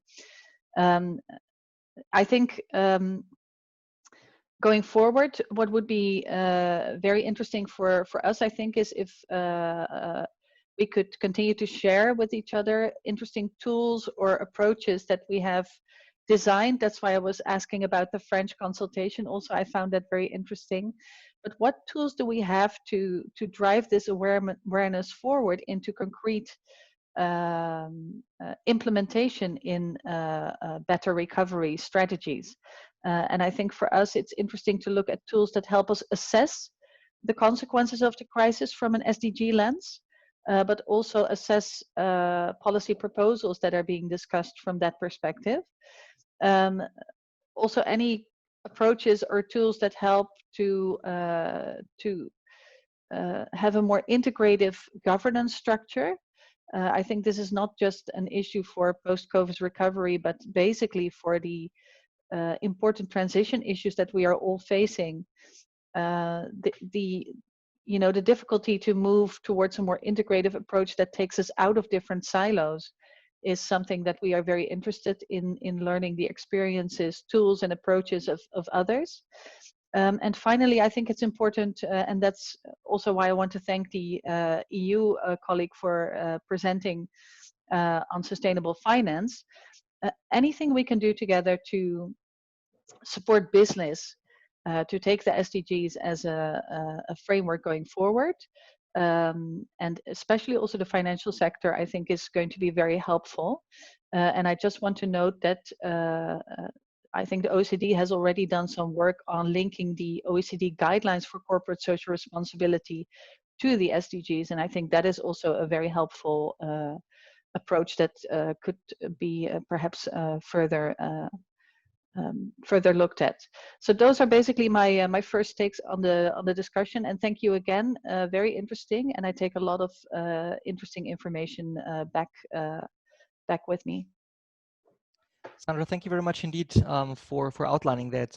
Very good, and also thanks for the suggestion. There was another in the chat on how we sort of, in terms of also showing the tools that the business sector can be sort of integrated into the implementation after the COVID crisis. And Sandra, I take also your sort of efforts here in terms of driving the awareness to concrete implementation. I think you also in the chat earlier this morning, you had a very strong effort in kind of making us aware that we need practical implementation, that we look at things that are a little bit more like, what do we do in concrete terms? So I think we'll take this up for sure in our continuous work, also for the forthcoming ESDN report that will focus on that, and we'll try to bring in as much as concrete terms, concrete actions as possible. Sandra, thank you very much indeed again. So finally, from a country that is kind of a discussant and also looks into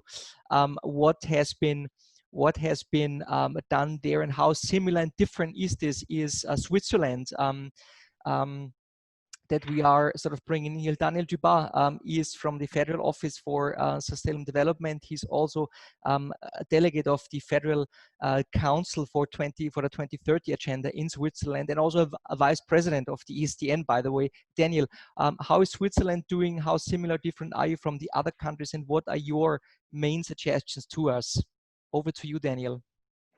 Thank you, Gerald. Thank you for having me. I'll just make a few comments, and maybe two preliminary comments, which I think are important. That we heard at the beginning of the morning that UNECE and the European Union was doing quite a lot of things to make sure that the international cooperation is working, and that there is a similar effort in different countries. But honestly speaking, my impression was that at least at the very beginning of this COVID-19 crisis, every country was just working on its own, closing the borders. And there was a fierce competition between countries, even for some goods, which were very important from a health perspective. So this was really a development which I didn't expect like that, and which hasn't been mentioned this morning. And I think it would be very important for future crises to prevent that and to strengthen international cooperation in a very substantive way. Then a second, maybe very general point also from this morning is the fact, or the question about the political priorities in the future. I think all countries have been spending a lot of money on direct or long-term recovery programs, and there will be an economic and tax crisis also, in maybe a debt crisis even in some countries, which can be very strong. So I'm personally not maybe as optimistic for the priorities of public spending in the future than others, because I think there will be a fierce competition for financial means. Also, when we will be discussing in the different countries about the budgets for the next few years on all state levels. So that's maybe an introduction. I was very interested by all four presentations which have been made by these countries. Maybe just 2 points. I think what's really interesting in Germany is that there were many different measures which were implemented, but there was also a very strong political commitment, and which was also supported by the economy, and that is something really great, which maybe I find a little bit less in my country, where we're more focused directly on the consequences of the crisis, and maybe not especially in a long-term view as maybe other countries do with such a political commitment. I found very interesting also what France said about I don't know exactly what the conditions are, but about very strong conditions, criteria in the economic and social, in the ecological and social field for the subsidies which were given. And this is also something which in my country was not applied like that. Mostly for the subsidies given for a short and medium-term recovery, there were basically no or just very few social and ecological conditions linked to the public spending, which was there to relaunch economy. So maybe just for Switzerland to give to say in a few words what we have been doing. It was quite a lot. I mean, as you might know, we've been also quite hardly hit compared to other European countries by COVID, especially the Italian and French-speaking part. We had all the difficulties of organizing all these public actions in a very federalistic state, meaning that the federal government usually does not have a lot of power, but obviously in this crisis situation, it took over almost completely all political processes, and then it had to make the coordination with the subnational level. And that was not always easy, but I think it worked quite well. And this is also certainly a part of the political culture, which is very strongly developed in Switzerland for that.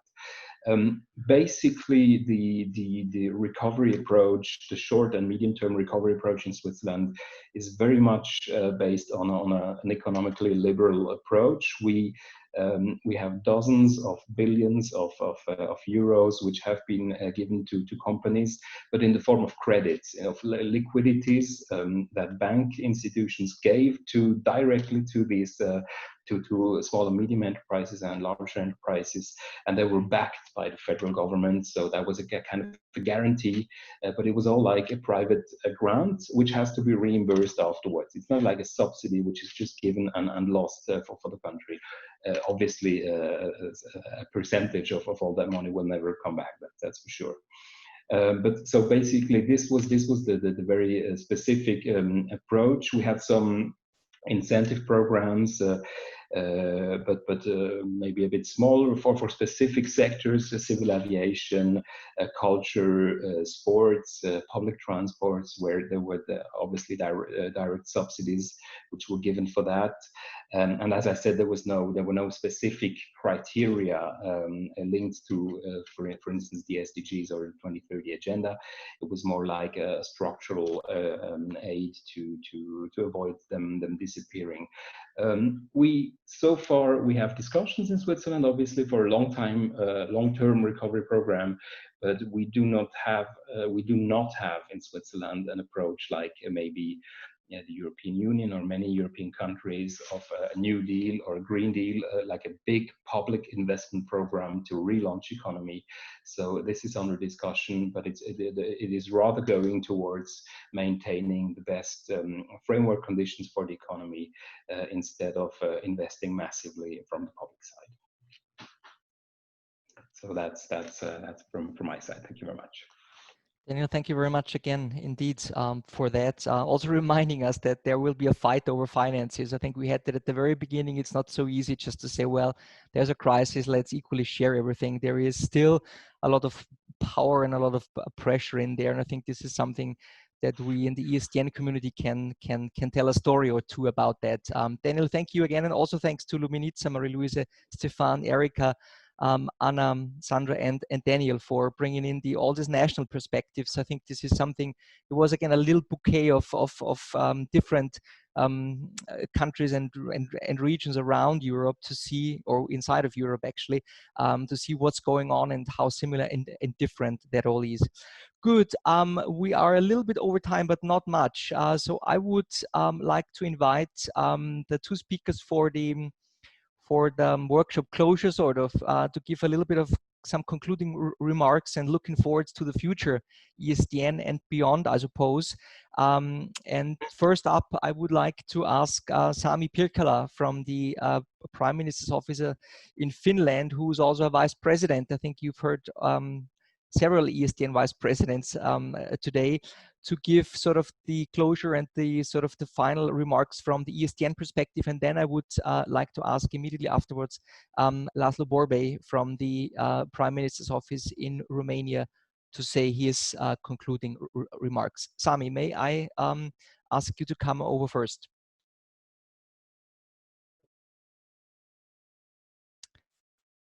In case you're... We can. Very good. So, dear colleagues, it has been a pleasure to participate in this workshop. As Gerald said, I was asked to say a few closing words as one of the ESDN Vice Presidents. As you know, the new ESDN has a rotating two-year presidency, with Finland at the moment, the current presidency, and Annika Lindblom as the president. I'm one of the three vice presidents, the other two being Daniel Dubois, who was just speaking, and Sisi from Austria. So if you have any questions about the ESDN, or if you have any proposals on how to make the ESDN and our events even better, you can, of course, be in touch with the office, but you can also be in touch with any of us. We really appreciate all feedback and ideas. All of you are sustainability experts, and you know that sustainable development is essentially about human well-being within planetary boundaries. The COVID-19 pandemic has caused human suffering and thus obviously had a negative impact on human well-being. It has also shown the inequalities in our societies in a new way. Some groups in our societies have suffered from the pandemic much more than others. Then the measures taken in each country to avoid the spread of pandemic have caused severe economic impacts. And as we now are about to exit the acute crisis, the burning question is how to restore the economy. And this is where sustainability comes in. For us, the question is how to restore the economy so that it better responds to the needs of sustainable future. This has been the key question of our workshop, and I'm sure that we all agree that the 2030 Agenda can and should serve as our guide in this journey. There are several groups of people I want to thank for this great workshop. First of all, I would like to thank our excellent speakers. We have had the privilege of hearing top speakers from the European Commission, OECD, and UNECE. The interventions have underlined the importance of finance, policy coherence, and cross-sectoral policy responses to the sustainable recovery. We have also heard country cases from Romania, Germany, Austria, and France, and also shorter commentary remarks from Italy and Netherlands and Switzerland. Even though there is a lot of uncertainty in the COVID-19 recovery and how it will affect the 2030 Agenda implementation, I'm sure that these country examples gave us all a lot of food for thought. Constance Fetting from the ESDN office has prepared a discussion paper on this same topic for this workshop. It was sent to all of you on Monday and can be found from the ESDN website as well. And now, speaking of the ESDN office, I would like to thank the office, especially Gerald Berger and Eric Mulholland, for excellent arrangements. This workshop would not have materialized without your efforts. But even though the ESDN office has had an important role, the office alone could not have made this workshop to happen. This workshop was made possible by each and every one of you who have participated today. Even though discussion in Zoom does not equal to discussion in real life, in physical meeting, I think we have succeeded quite well today. So huge thanks to all of you, to all of us. And lastly, I would like to thank our host, Romania. This was the first time the ESDN workshop was organized virtually, and the credit for making it a success goes in large extent to our host, Romania. So today's experience has shown us that a virtual workshop can be arranged and that it actually works pretty well. However, I really hope that the key event of the ESDN for the next autumn, the ESDN conference, can be organized as a physical meeting. The conference is scheduled to take place on 12th and 13th of October, and whether we meet physically in Berlin or virtually is not known yet. The ESDN office, together with Germany, will inform us about that after holidays. I will finish with one thought that has been taken up by several colleagues today. As the whole Europe is now talking about sustainable recovery, what is our added value as government sustainability experts to that debate? We can, of course, underline the general importance of the 2030 Agenda, but as colleagues have stated, we should be also able to provide decision makers with something more concrete.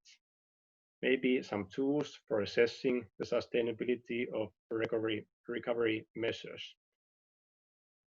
But developing such tools is not easy, as we know, and convincing the decision makers to use them is even more difficult.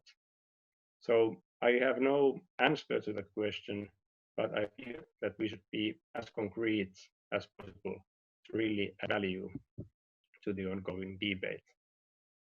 With these words, On behalf of the ESDN, I would like to thank each and every one of you for your participation and wish you all a great summer. And I will now hand over to Laszló Borbély. Laszló, please, you have the floor.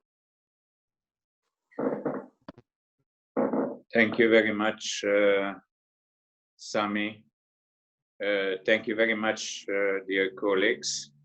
It was a pleasure for me and an honor to be part of this very important event. I hope that in the future we will be able to show our hospitality in a physical meeting in Romania. But basically now we have to conclude some very basic issues in which we need to be together for the future. And Daniel has a very raised a very important issue about fears, about the competition of fears during the pandemic era. We cannot build a society based on fears, on suspicions, on instability. We have to be brave, but we have to be responsible. And that's why we have Agenda 2030. The basic principles of Agenda 2030, they are here. They are here also technically speaking, but they are here regarding the mentality, a new movement. And this is the time for the decision makers to realize them. And I felt some movement on this, that we need to base on our future activity on these principles. So we need more this kind of meetings, we need more dialogue, we need an inventory, and will be very important moment to have a report from ESDN. We need to have the scientific part and academic part of the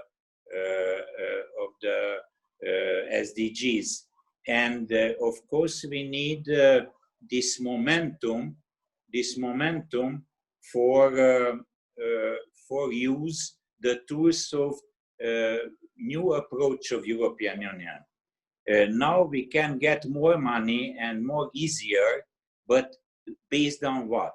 So we need more comprehensive strategies, more interinstitutional framework. We need more financial support for the companies and how we put in place this kind of new mentality regarding circular economy, regarding how I hope Germany, as I heard, will be very strong on some issues regarding also the companies' social responsibilities and how we will put in place together this stakeholder help. So thank you very much for all speakers, for all participants, for your interventions. For me, it was a very, very important day to learn about your possibilities and your initiatives. Thank you very much for our colleagues from the office, for Gerard, Eric, and others. Thank you very much, Annika. Thank you very much for all high-level speakers. Thank you for my colleagues to help me and help us to put in place. And I hope that we will meet each other as soon as possible. So be strong and be for the SDGs. Will you until 2030 for many times together? Laszló and Sami, thank you very much indeed for this very nice and fantastic and encouraging words for sure. So we're nearly at the end. Let me briefly give you some one or two pieces of information. I think I mentioned it before. There will be a workshop report documenting what has been said and discussed. This will be on the ESDN website very soon. All of you who are registered will be informed in an email about that. Also, the PowerPoint slides will be online. We just need to check back with the speakers that the versions that they showed us online can be used also for the ESDN website. And the workshop was recorded and will be also online in a few days. We'll also let you know about that you maybe or maybe not on a Saturday evening make a movie night out of it and put a little popcorn next to you and revisit what we said here in the workshop.